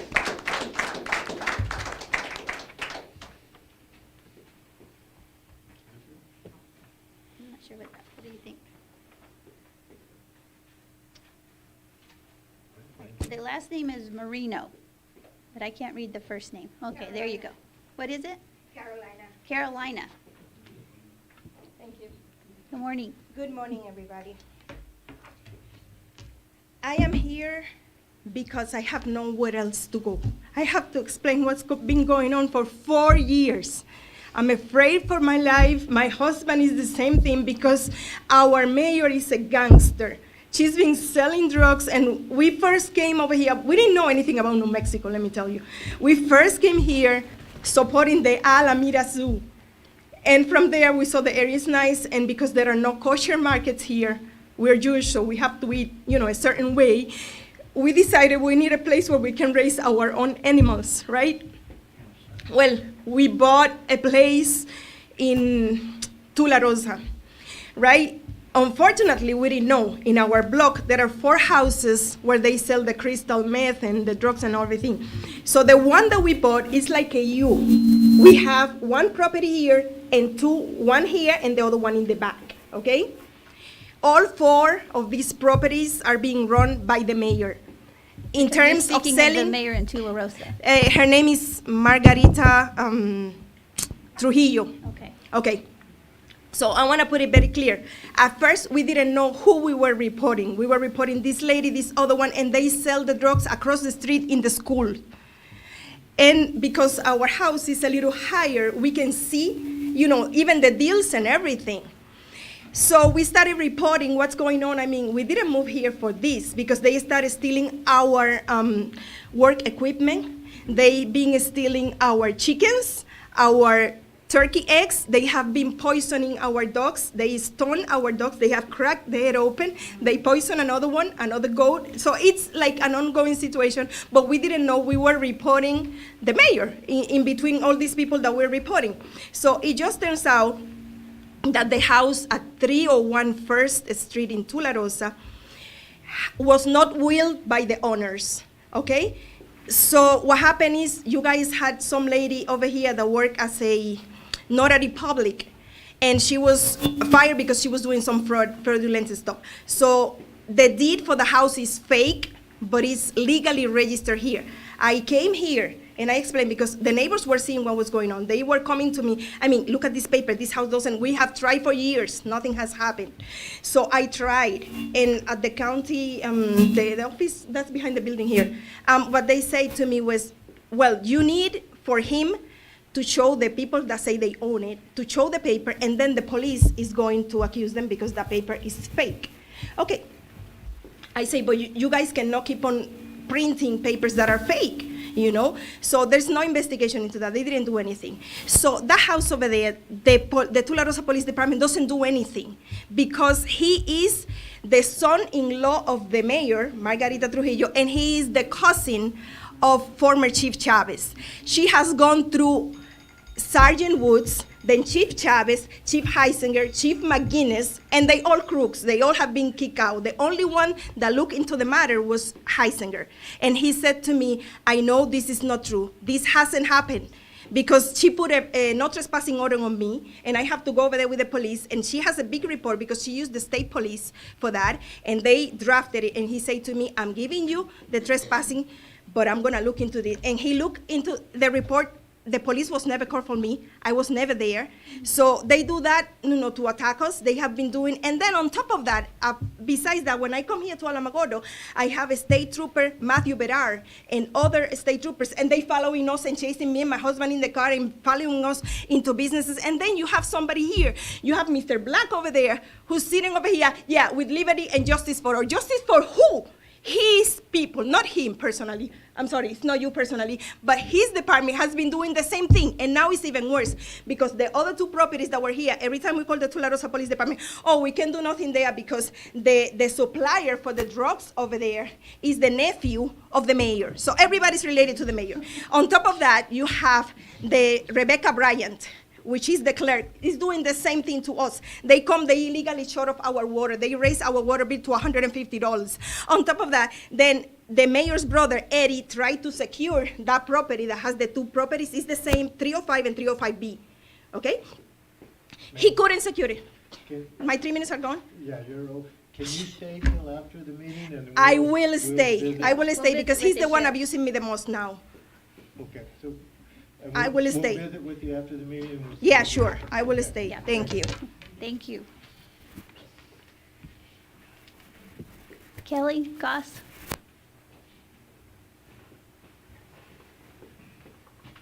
Good morning. Good morning. My name is Kelly Goss, and I'm here to share a report prepared by the New Mexico State Range Improvement Task Force. It is titled End of Growing Season, Range Monitoring on the Sacramento Allotment. So it just starts, the task force has been monitoring on our allotment since 1997, and then it talks about production estimates. It defines production as forage availability for grazing animals. In 2022, production estimates exceeded all previous estimates. High annual production for 2022 may be explained in part by the above normal precipitation. So we all know we had an abundance of rain.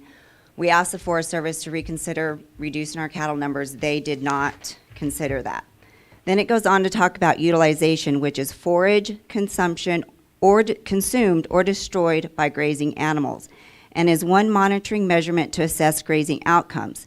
It is intended to be applied as a long-term indicator of resource conditions and short-term adjustments to stocking rates, but were not developed to be used as annual standards or grazing management objectives. Thus, caution is advised in using 2022 utilization data as a sole source for assessing grazing management outcomes. It goes on to say that concerns over those utilization levels on the Sacramento allotment prompted the Lincoln National Forest to take corrective action through reducing our cattle numbers. But it says trends show an estimated increase of approximately 1.1% per year of utilization. So the grazing is increasing despite consistent or reduced authorized livestock numbers during this time frame. So basically, our numbers are being reduced. The utilization of the forage is increasing. I think anybody with any common sense knows what is utilizing and what is consuming that forage, the out-of-control elk population. Then it goes on to say, calculations indicate cattle grazing falls in the light to non-use grazing intensity category and contributed little to the overall observed utilization. However, if calculated estimates of livestock utilization and unknown levels of use by other grazing species are considered, it may be deduced cattle grazing contributed little to observed stubble heights. So those are just some of the highlights in this report. I have a copy for each of you.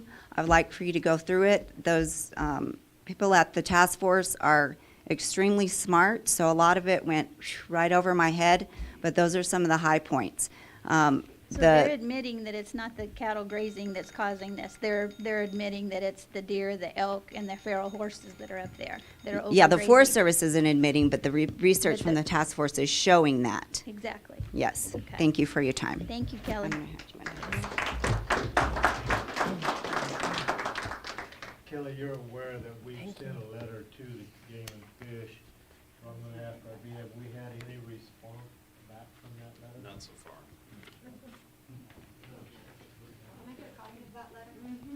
Yeah. I have it. Laura Doth? My apologies, I didn't find that sheet, you can take her from me. Oh, okay, okay. Okay, that was the last one.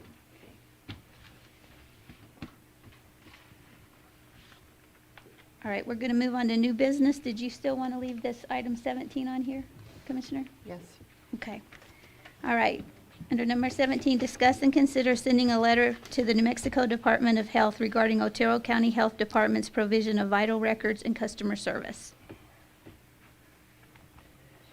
So in full transparency, everybody should know by now that I have a brand new grandbaby. And we had problems with the birth certificate. Is that better? My daughter called and said that my grandson was a girl on his birth certificate. So I told her, go back in, fix it, and all that, and I wanted her to just handle it on their own. The next day, it kind of wasn't headed in that direction. So I went into the office on my own to ask as a private citizen, I didn't even say my name, what the processes were for vital records in order for, from the hospital to the state to the printing of the birth certificate, where a mistake like this could have been made. I was immediately yelled at and said I was making it political, that they knew who I was, and that I had basically no right to be in there and do that. And so I put on my political hat and said, my constituents of Otero County are not going to be treated this way. I am here to investigate where the errors were happening so that we could fix this for any future babies born in Otero County. And that was my goal. My daughters, it's getting fixed. My concern is everything else in the processes to fix through the health department. Now, our attorney, RB, arranged a Zoom meeting yesterday with the health department. There were about 5 different department heads on that meeting. Extremely helpful. And every phone call that I made to all the different health departments, extremely helpful in answering my questions on how to fix this, what they personally thought and all that. So at this point, what I want is better services out of our Otero County Health Department. And so I just want to reiterate by sending a letter that we expect good quality services. If there is a mistake, not to turn these young new parents away or whoever is there applying for WIC or anything else, help them through the process of fixing this and not say, you're going to have to pay your $20, $25, or whatever it is to fix it, because that's a can of formula. That's a bag of diapers or whatever. And if those young kids didn't cause the problem, then they shouldn't have to pay for the problem. So that's all I want. I want as good quality services as what I believe Las Cruces is getting coming out of Otero County. But you felt better at the state level, the Zoom call you were on, you felt like you got help? Yeah, so what I did is I have copies of all the documents that my daughter actually filled out at the hospital because I wanted to see if she actually made the mistake. And so going through that form, you assume that when the father signs that form, puts their social security number on there, and acknowledges that they're the father, that that would be on the birth certificate. And that is false. They have to fill out an additional form. How they know to fill that form out, I don't know. But it's not included in the packet from the hospital. But the Department of Health is revamping that, and they're going to make sure the hospitals include that declaration of being a father, so the father can get put on the birth certificate for unmarried couples, and they don't have to pay the additional processing fee to get their name put on there. So hopefully that's done today, actually. I feel very hopeful that it's going to be happening that fast. And I feel that it is being taken care of, but I want to just make sure that it's taken care of and that we hold high standards for our citizens, and I want it done. You have any? She pretty much said it all right there. Yeah. I did an IPRA request. I didn't get all my answers. I got some of them. What I wanted to know was how many birth certificates were issued in the last 6 months and how many of those were in error. They weren't able to answer how many were in error, but I can tell you that in the last 6 months there were 258 births in Otero County and then birth certificates issued. And in that, there was 622 birth certificates that were applied for, whether needed new copies or needed amendments or something like that, with a revenue of $6,200 for the state of New Mexico in order to fix that. So, All right. Did it? so I would like to send a letter. I don't know if I make a motion to send a letter to the health department saying we want the quality of services increased for the Otero County Health Department, and that is it. I would be in favor of that. I mean, I expect them to do a good job. Yes. Especially for that kind of money. Mhm. All right, so you made a motion, I'll second it. Yes. All in favor? Aye? Aye. All right. Thank RB, you. write him a letter. Okay, number 18, request approval to schedule and advertise a public hearing for SRS Title III funds. Hello again, Matt. Good morning, Commissioners. Matt Clark, Emergency Services. And I have Laura Doth with me, who's... Oh, that's why we're gonna see you again. Yeah. You put a sign-in sheet and I'm like, okay. Sign in. To go ahead and schedule a public meeting for expenditures of the SRS Title III money that we've been using to help do Firewise type programs. And I'll let Laura continue. Good morning, Commissioners. We appreciate the opportunity to come before you. And I looked back. We've been doing this since 2016. And we always appreciate the support of the Otero County Commission.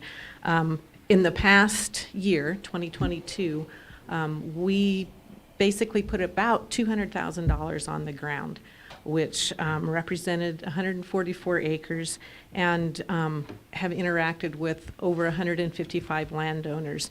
And one of the nice parts of the projects that we do is that we deal directly with private property owners. We can help them determine what makes a healthy forest, what makes a fire-wise situation, so that in the event that we do have our forest fires, that their homes are as protected as possible. I also went back and looked at, since we've been doing this since 2016, and I was quite shocked. I actually had to go back and do a double check, but we have put over $3.5 million on the ground in Otero and Lincoln counties in that time frame, which represents over 3,000 acres that we've been able to treat. And We all know that trees are a renewable resource. We have to keep going back and doing the same thing. But we feel very strongly that this is an important mitigation factor for all of your constituents, that safety for those folks who live in fire-prone areas, and that we can do the best, again, to make sure that their properties have healthy, thriving trees and that their homes are safe. So that's our primary goal. One of the other things that we have been tackling, and Commissioner Marquardt was in on a call that we have had, is one of the problems with the forest fires that we have had is that our property owners are facing non-renewals of home insurance, inability to get home insurance. So we are kind of trying from a grassroots level to address that and see if there is some way that we can resolve some of those issues, whether it's working with the insurance companies to say, no, you need to look at each property individually and not take us as a whole, those types of things. So Vicki, when you do go to Washington, that would be fantastic in that committee to bring up that kind of an issue. There's other committees, and there's one that addresses this, so I'm going to try to sneak in there too. And So yeah, see what I anything can that find we out. can do, we are working with State Forestry. Laura McCarthy, the State Forester, is very much on board with this initiative. And we are trying from, like I said, our own very small level to kind of elevate that conversation and get it, because we're not alone. New Mexico certainly is joining the ranks of Colorado and Montana and Wyoming and all of the western states that face fire as a hazard. So, like I said, we appreciate working with Matt very much. We are also working with him on trying to get more funding via the New Mexico counties grant that they do. We're looking at applying for $75,000 there to do more thinning in the area. So we're always on the lookout for additional funding opportunities and how we can help the residents of Otero County. Well, we really appreciate it, and that whole thing with the insurance, that's a real deal. And we've got to convince them not to judge that by zip codes, because you can have a house that's not even at risk, and if they're in that zip code, it's going to affect their insurance too. So Yeah, we have that's a battle. we have a commercial property in Reynosa that has 2 trees on it. The rest is all paved for our parking and that type of stuff, and our insurance was pulled because we live in a fire-prone area.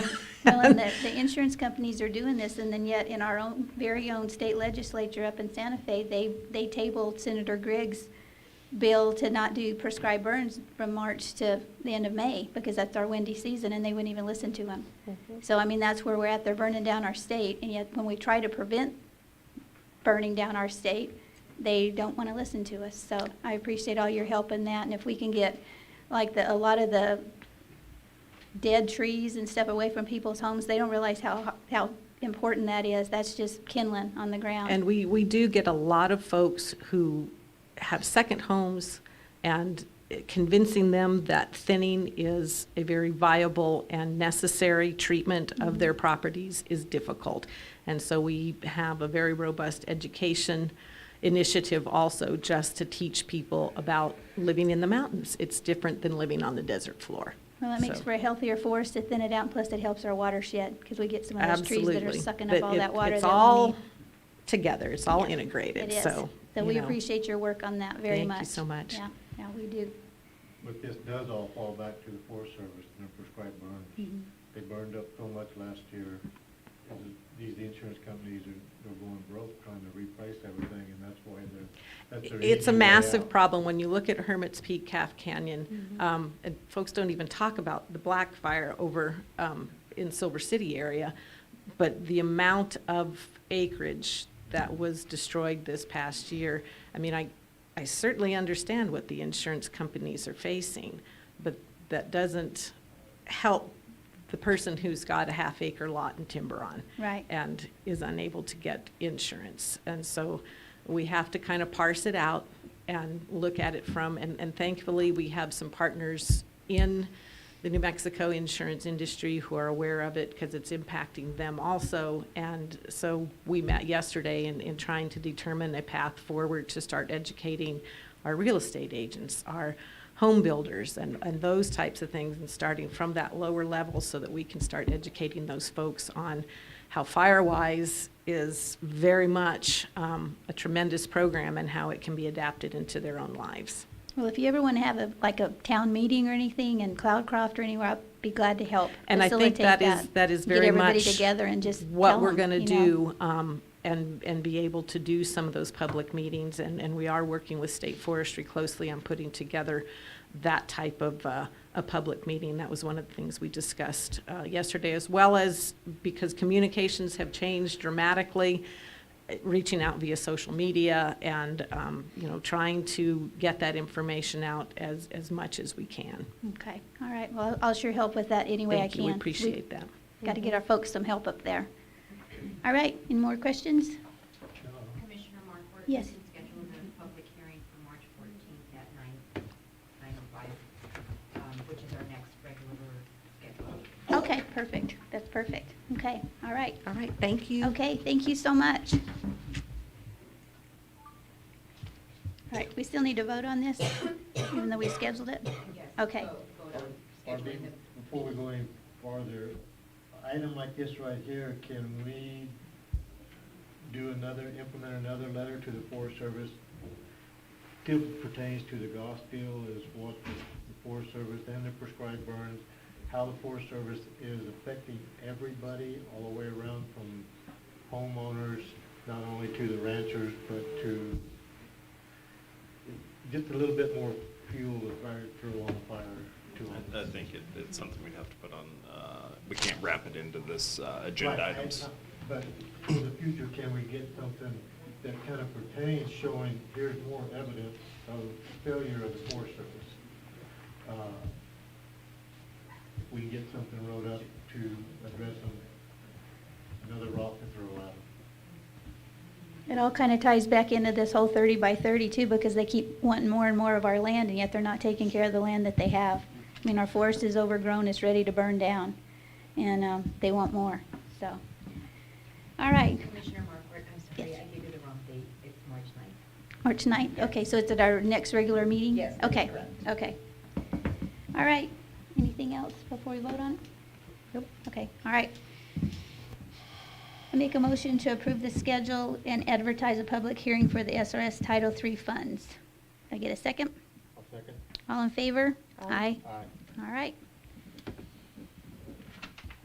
Okay, so now we're going to go to our commission reports, see what we've been up to since the last meeting. We'll start with Commissioner Matherly. It's kind of been a crazy month. It's really been a crazy couple of weeks. A lot of it has been watching a lot of these bills, trying to read some of the bills. I had the opportunity to take a group from the county down to the prison. We toured both prison facilities in Chaparral. Yesterday I sat for 4 hours waiting to listen to the Senate Bill 172 on the migration deal, which there was a large handful of people that were saying how bad the people were mistreated, people with broken legs, bones sticking out, sitting there for days.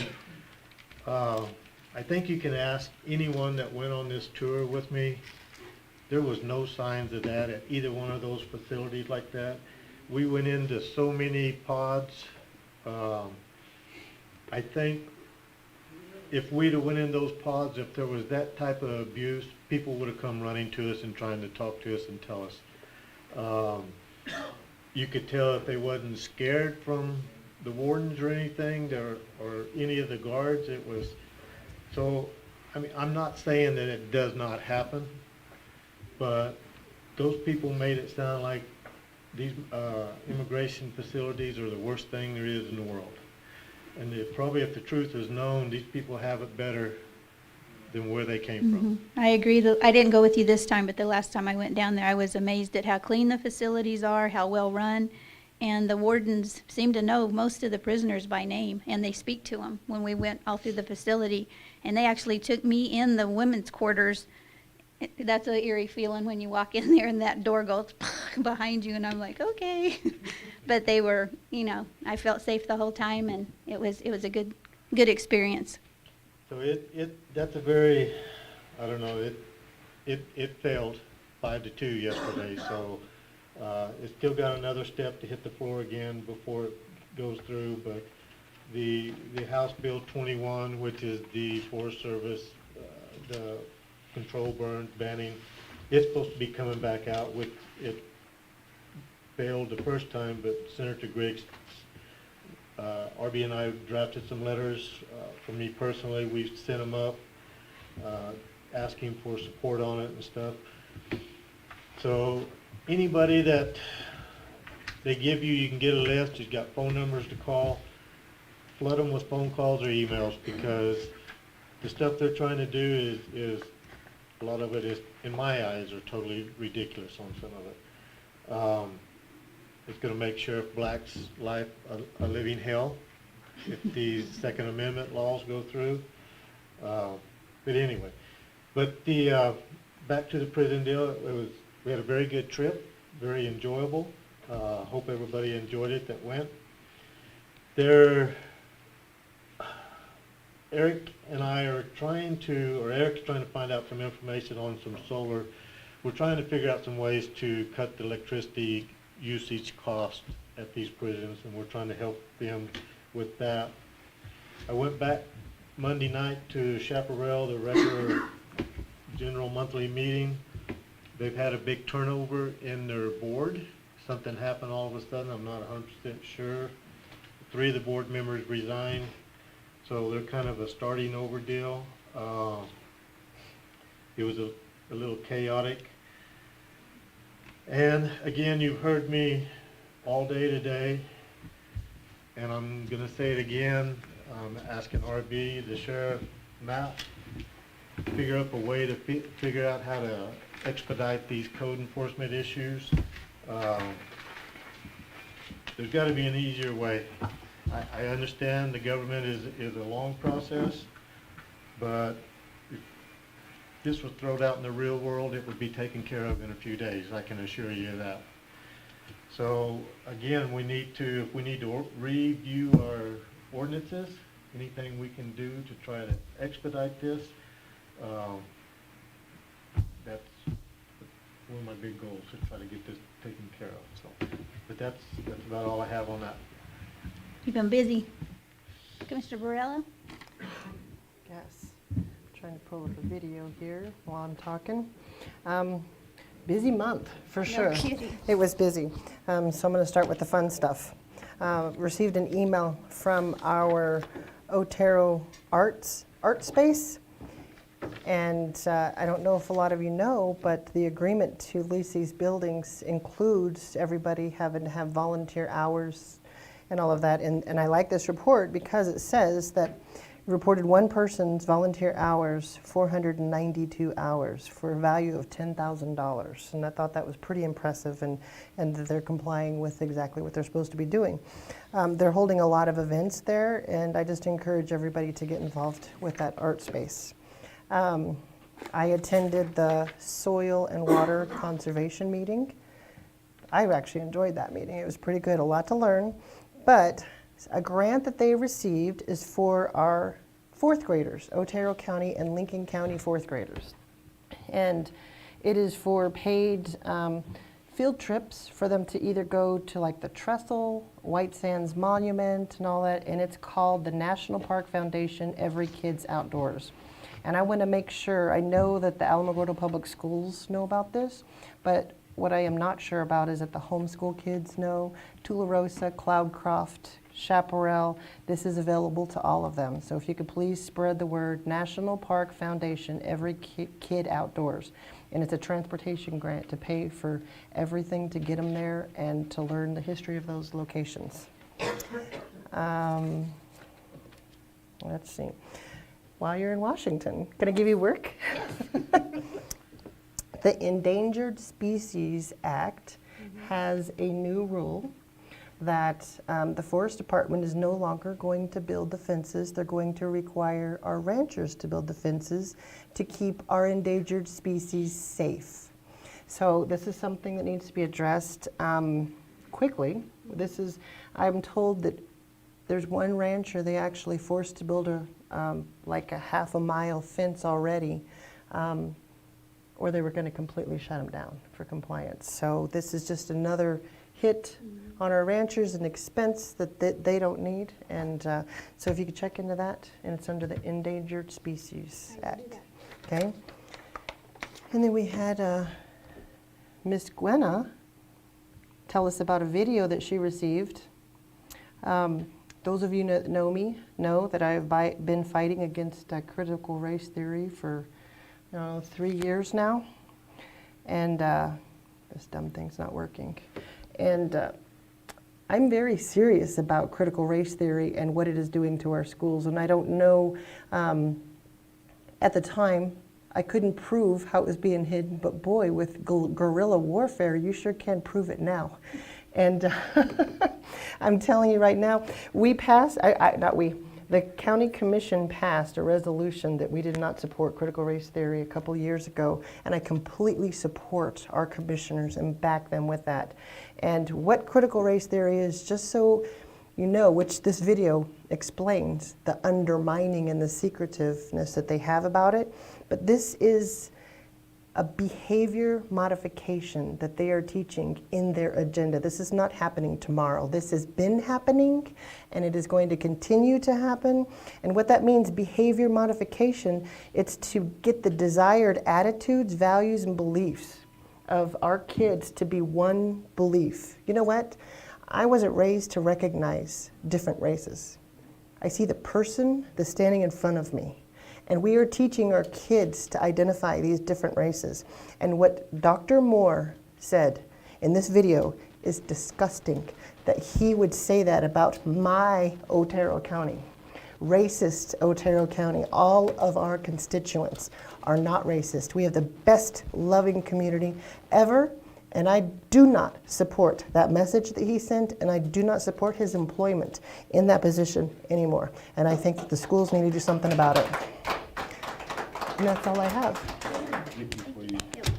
One thing to add to that, Amy, that I forgot to mention, I did stop by RB's office this morning and I asked him what we can legally do on this issue. My outlook on it is directly to Mr. Moore. I'm staying away from the school board deal. It was Mr. Moore that attacked the county and myself. Us. All of us. So before I really say too much, or I'm getting him to get me all the legal advice I can to which way to approach this. So whether I bring it back to the board to what we do, or I take it individually, but he is researching that right now for me. Okay. So. I wanted to play little excerpts at it, and for some reason, I don't have internet again. I had this problem yesterday. but I encourage you all to go to YouTube and Google Superintendent Alamogordo, I think is what it's titled under, and watch the videos. There's 2 different versions. Watch them both. On that happy note. Yes. Oh, yes, I was going to.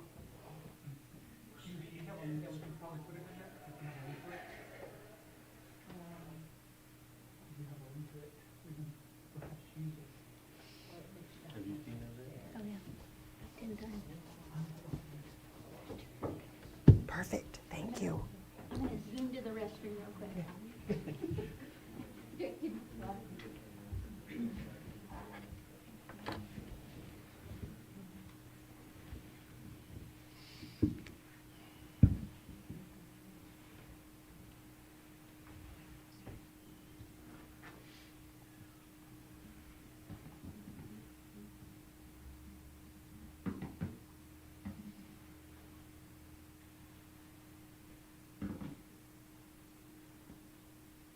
Right there it is. And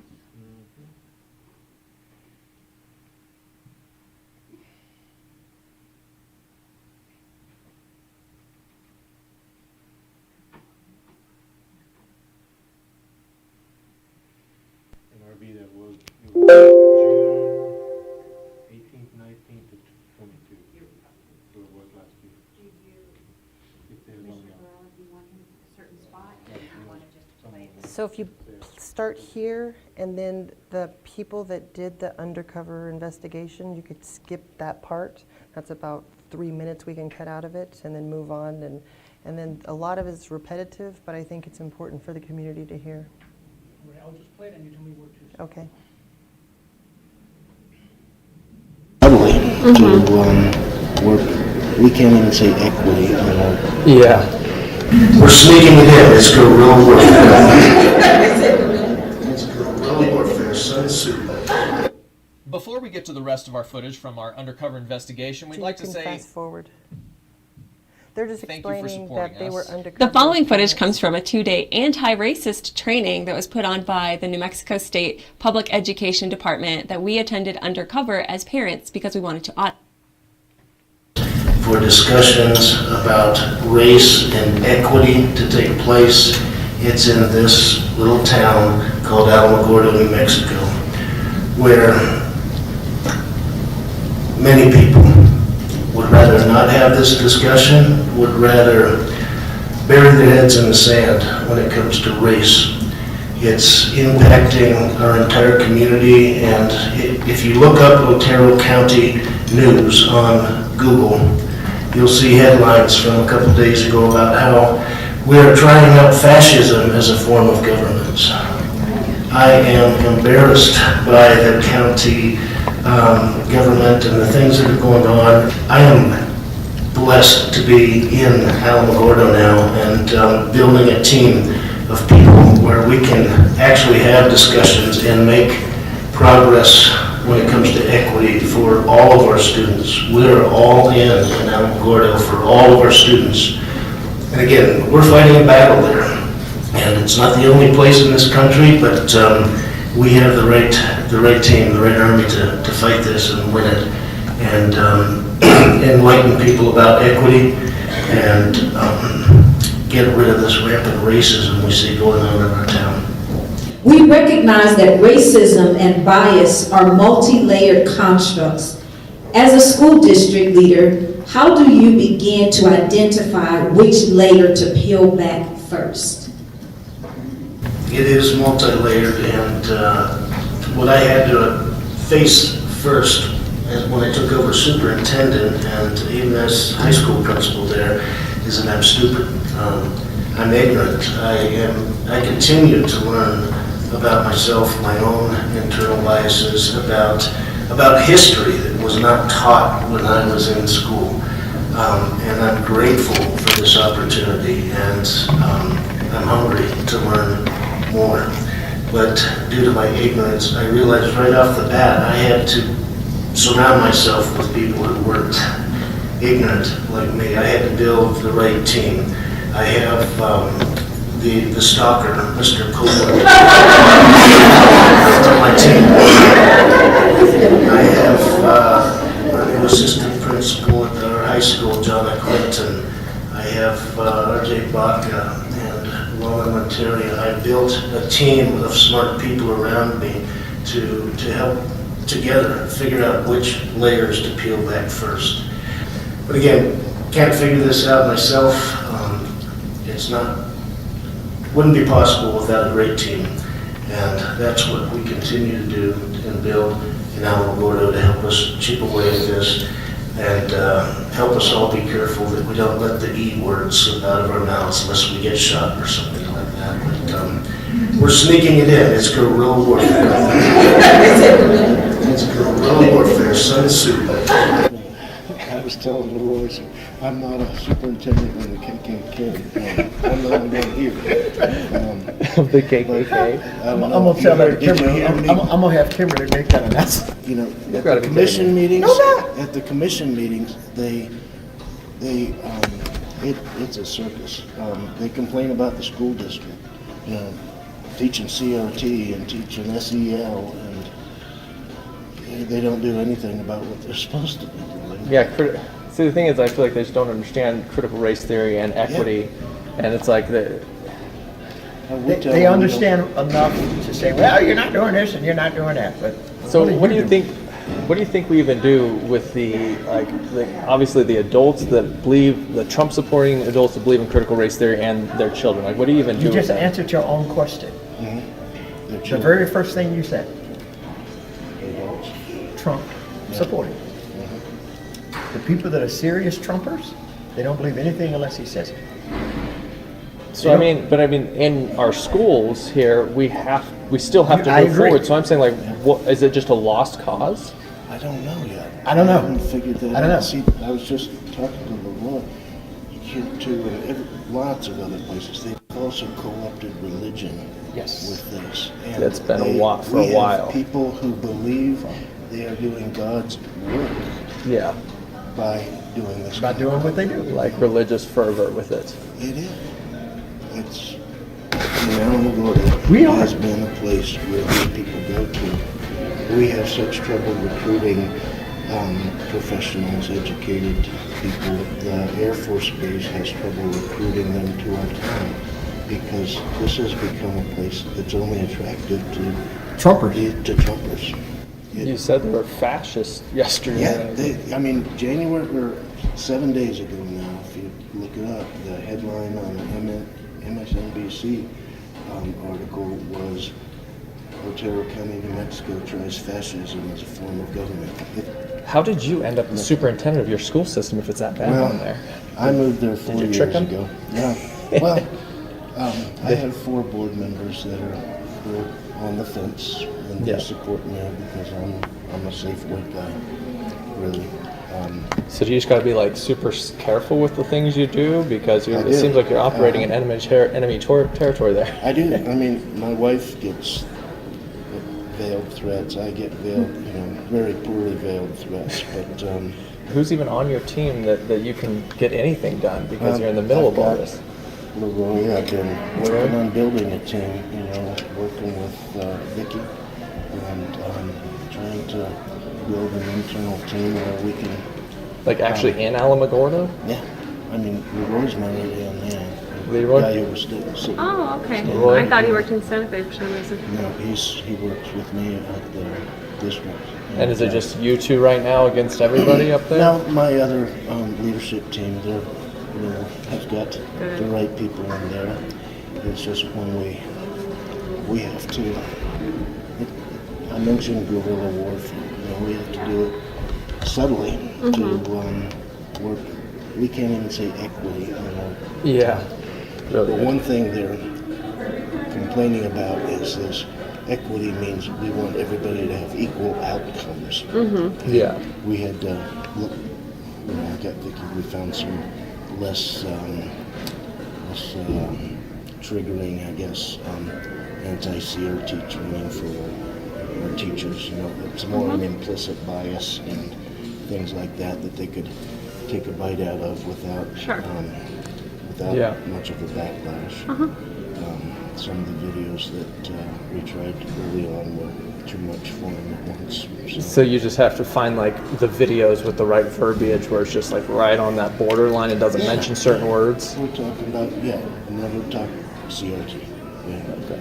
They don't know what it is, but if those 3 letters are in there, it blows back in their face. So we've done that makes sense. A lot of the implicit bias, the microaggression stuff. And we've had some teachers. And the social emotional learning, that's the same exact thing, and they're sitting there, I know, it's the same thing. We're couching it as SEL. I finally got them to realize SEL is not sex education. We're not indoctrinating kids into being homosexuals or transsexuals. That's what these crazy people do. If I could force them all, one by one, into something like this, I might get 10% of them to open their eyes. But I mentioned guerrilla warfare. We have to do it subtly to work. We can't even say equity. Yeah. We're sneaking it in. It's guerrilla warfare. It's guerrilla warfare, Sun Tzu. Yeah. Is that not mind-boggling? Is that not in itself? And you notice that he said that he slipped in critical race theory, meaning equal outcomes. What about equal opportunity? We give everybody the same opportunity to get to the moon if they want to get to the moon. It is not about equal outcomes where they're going to level us all out and be the same little robots. That's enough on that. And keep on going. Okay. Wow. All right. Since our last meeting, I attended the New Mexico Association of County Legislative Conference up at Santa Fe. Amy was up there also. That was the 17th through the 20th of January. And I also attended the Board of Directors meeting while I was there. Went back to Santa Fe January 28th to 30th, and attended some meetings, and went to the Capitol and sat in on the House side to observe the process, and sat with Harlan Vincent, and he's really fighting for us up there. They're so outnumbered. It's heartbreaking. You can go on nmlegis.gov, and you can watch any of these bills live, and it's just sad because they fight as hard as they can, but then they pass because we're outnumbered. But it doesn't mean we can't stay in the fight. Still email them, call them. Their email addresses are listed there, and also call the ones to support them for the ones that are fighting the right way, because they need to hear that too. Because I'm telling you, it's wicked up there right now. I attended a meeting over at the Center of Commerce, and then I'm leaving this afternoon to head to Washington to the National Association of Counties Legislative Conference. And like I told you, I've been put on that EELU, it's Energy, Environment, and Land Use Committee. And I'm really planning on educating myself and making some connections that can help with this battle, because there's more of us out there than we know. And a lot of these other states are having a lot of the same problems. So if we band together, we can make a lot more noise than just, somebody from Otero County. So that's my plan. So I appreciate your prayers, anybody that's inclined to do so, because I feel like I'm going in the belly of the beast up there. So that's what I've been up to. All right, so Pamela? Commissioners, I have been out of service and out of pocket for several weeks. Yes. Although I'm still working, I have not attended any meetings in several weeks. I do not have anything noteworthy to report today. Well, we're glad you're feeling better too. Thank you.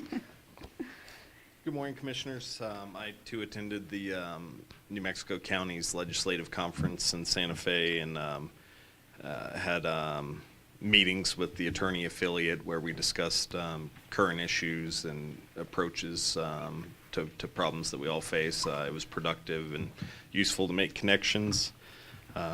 This week I received email from the Department of the Army legal office that's handling our claim on the 506. They were requesting additional information on the information that we have submitted. So I forwarded their questions to Tom to work. Tom's also still working on that project to flesh out the cost of repairs of what we can prove is actual damage from the military vehicles versus the cost of just the standard road repair, because we need that in order for the claim to go forward and be considered. So we're working on that. We've not received a response from the Forest Service, the Chief Forester, on the letter that we sent earlier this year with the other 3 counties. I intend to follow up with Margaret Byfield and discuss strategies and options for going forward. Commissioner Matherly asked that I start working on a letter that encompasses these other issues that and mismanagement that the Forest Services had. So I'll start on that and talk to Margaret about that, and we'll find a way to incorporate that into our next move, and I'll have that on the agenda for next month. Code enforcement filed the first criminal complaint since I've been here on code enforcement this week. Figured out that process. So the ball's rolling on that. Start getting it going on other cases. We hired last week assistant for me. Very excited about that. It's Juanita Ariano, and I'm excited about it because she has a tremendous amount of experience working with the local courts in the system, and she has knowledge where I have gaps. So that is going to facilitate both myself and the code enforcement department expediting these cases. It's still not a fast process, but it'll be faster than it has been, and we'll get a system going that will be much better and more efficient, especially with her help and knowledge. Spent a considerable amount of time this week and last week looking into Senate Bill 172, which is a bill to prevent counties or local governments such as ourselves from contracting with federal government essentially ICE to run detention facilities, such as our processing center out in Chaparral. So if this bill passes, we will be forced to end our contract with ICE, and that processing center will essentially shut down. We can look at repurposing it for MTC to house other federal prisoners or state prisoners, but that'll require considerable renovation and cost that we really don't have. This center, this processing center was built specifically for this purpose, and it was designed with 4 immigration courtrooms, office for federal attorneys prosecuting these cases, and then the housing of the detainees.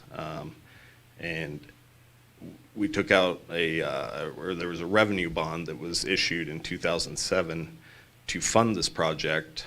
There's currently $34 million outstanding on that bond. The good news for the county, if this does pass, is we won't be required to pay back that $34 million. The bad news is for the investors that trusted us and relied on our assertions and ICE assertions that this was a good investment. They will lose their money. It will likely have a negative impact on the county's credit rating and our reputation for future lending or bond issues.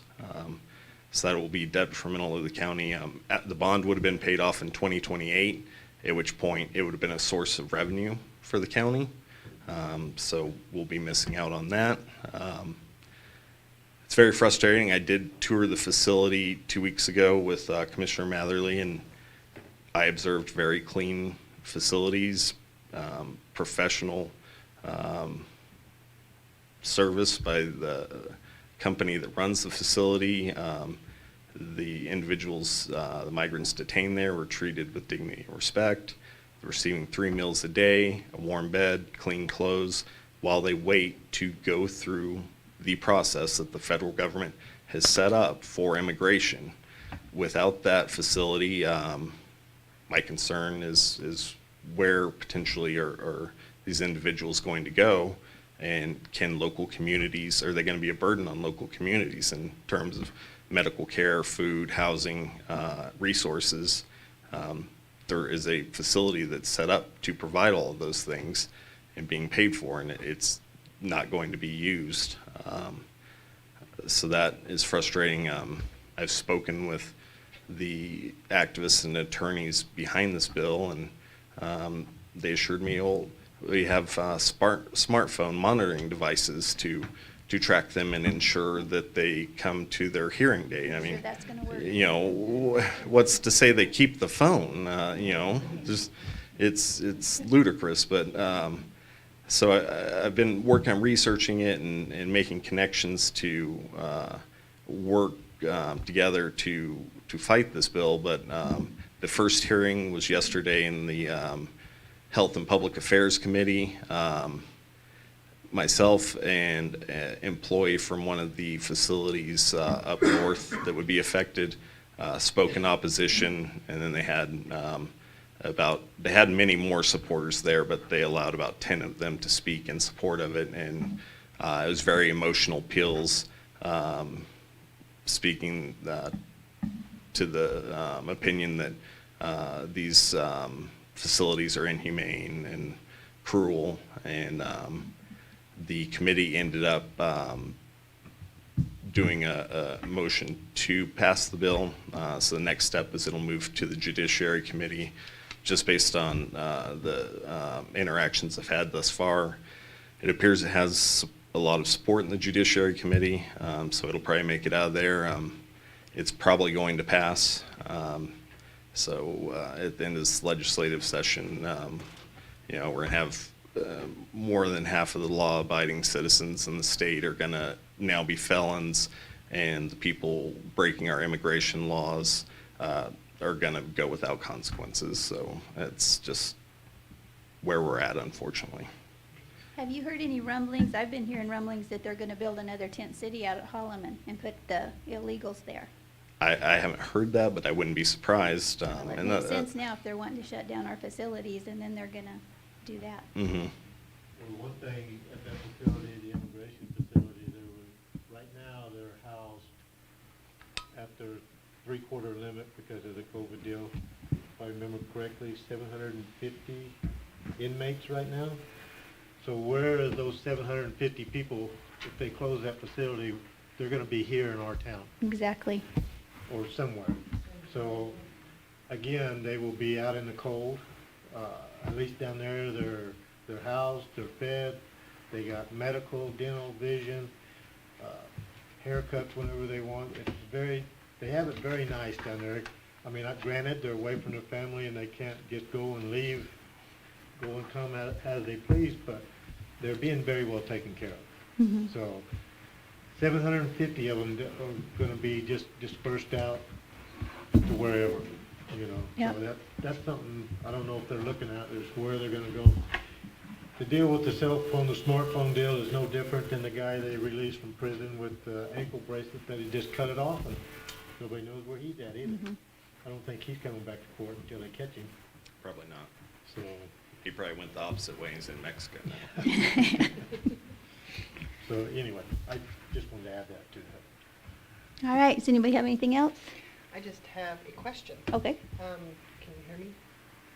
Since I recused myself, I wasn't sure if I should ask this question during the voting process, but that resolution that we passed for the sale of the items, I understand that resolution says that that money goes to the state of New Mexico.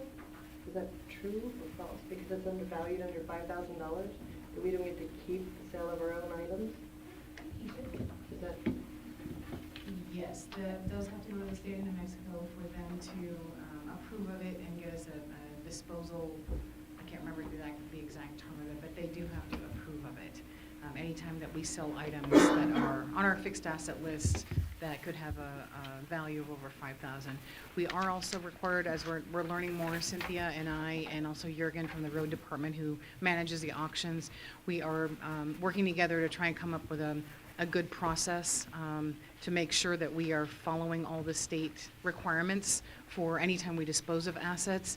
Back in, I think it was late 2010, like somewhere around that area, where they changed the threshold for fixed assets from $1,000 up to $5,000. So we have a lot of assets that are on our books that don't need to be there anymore. So we're slowly removing a lot of those. And each spring, we go through an inventory process where all the departments have to review the items on their list, and we're able to remove a lot of those. So we will be bringing an annual list to the commission for you all to approve of those items to be disposed of or sold at auction, whatever manner is best for the particular items. So it's a process that we're starting to work through to make sure that we're doing things appropriately. And Amy, if I understand your question, you're questioning who receives the funding. We do. Okay, we keep our own. Yes. Okay, Yes. good. Okay, sorry, I misunderstood what That's you were all saying. right. No, I got Yes, that. so each department, if they sell a vehicle, that money, once we receive it, it does go back to the department. Okay, anything else? Okay, you can comment. Unscheduled, unscheduled?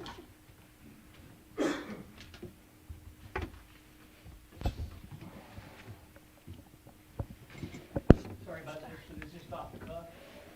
I couldn't resist. I'm Chuck Andres from Walloose, you guys know me, and the school board knows me. Oh, yeah, they know me. They don't want to see me. But I'm really concerned. You guys all know this, but I need to reiterate, appreciate what the county commissioners are doing, taking a stand for doing what's right for us, the people. And we're at war. We talk about battles. This is literally war. It's not with bullets. It's done subversively, like the guerrilla warfare. We see that. He admits it. It's upsetting. It's very, very disturbing. And that's like that movie, I don't know who said it, but I'm as mad as hell. I'm not going to take it anymore. And everybody needs to take a stand. We've been asking for parents to take a stand to protect our kids, our grandkids.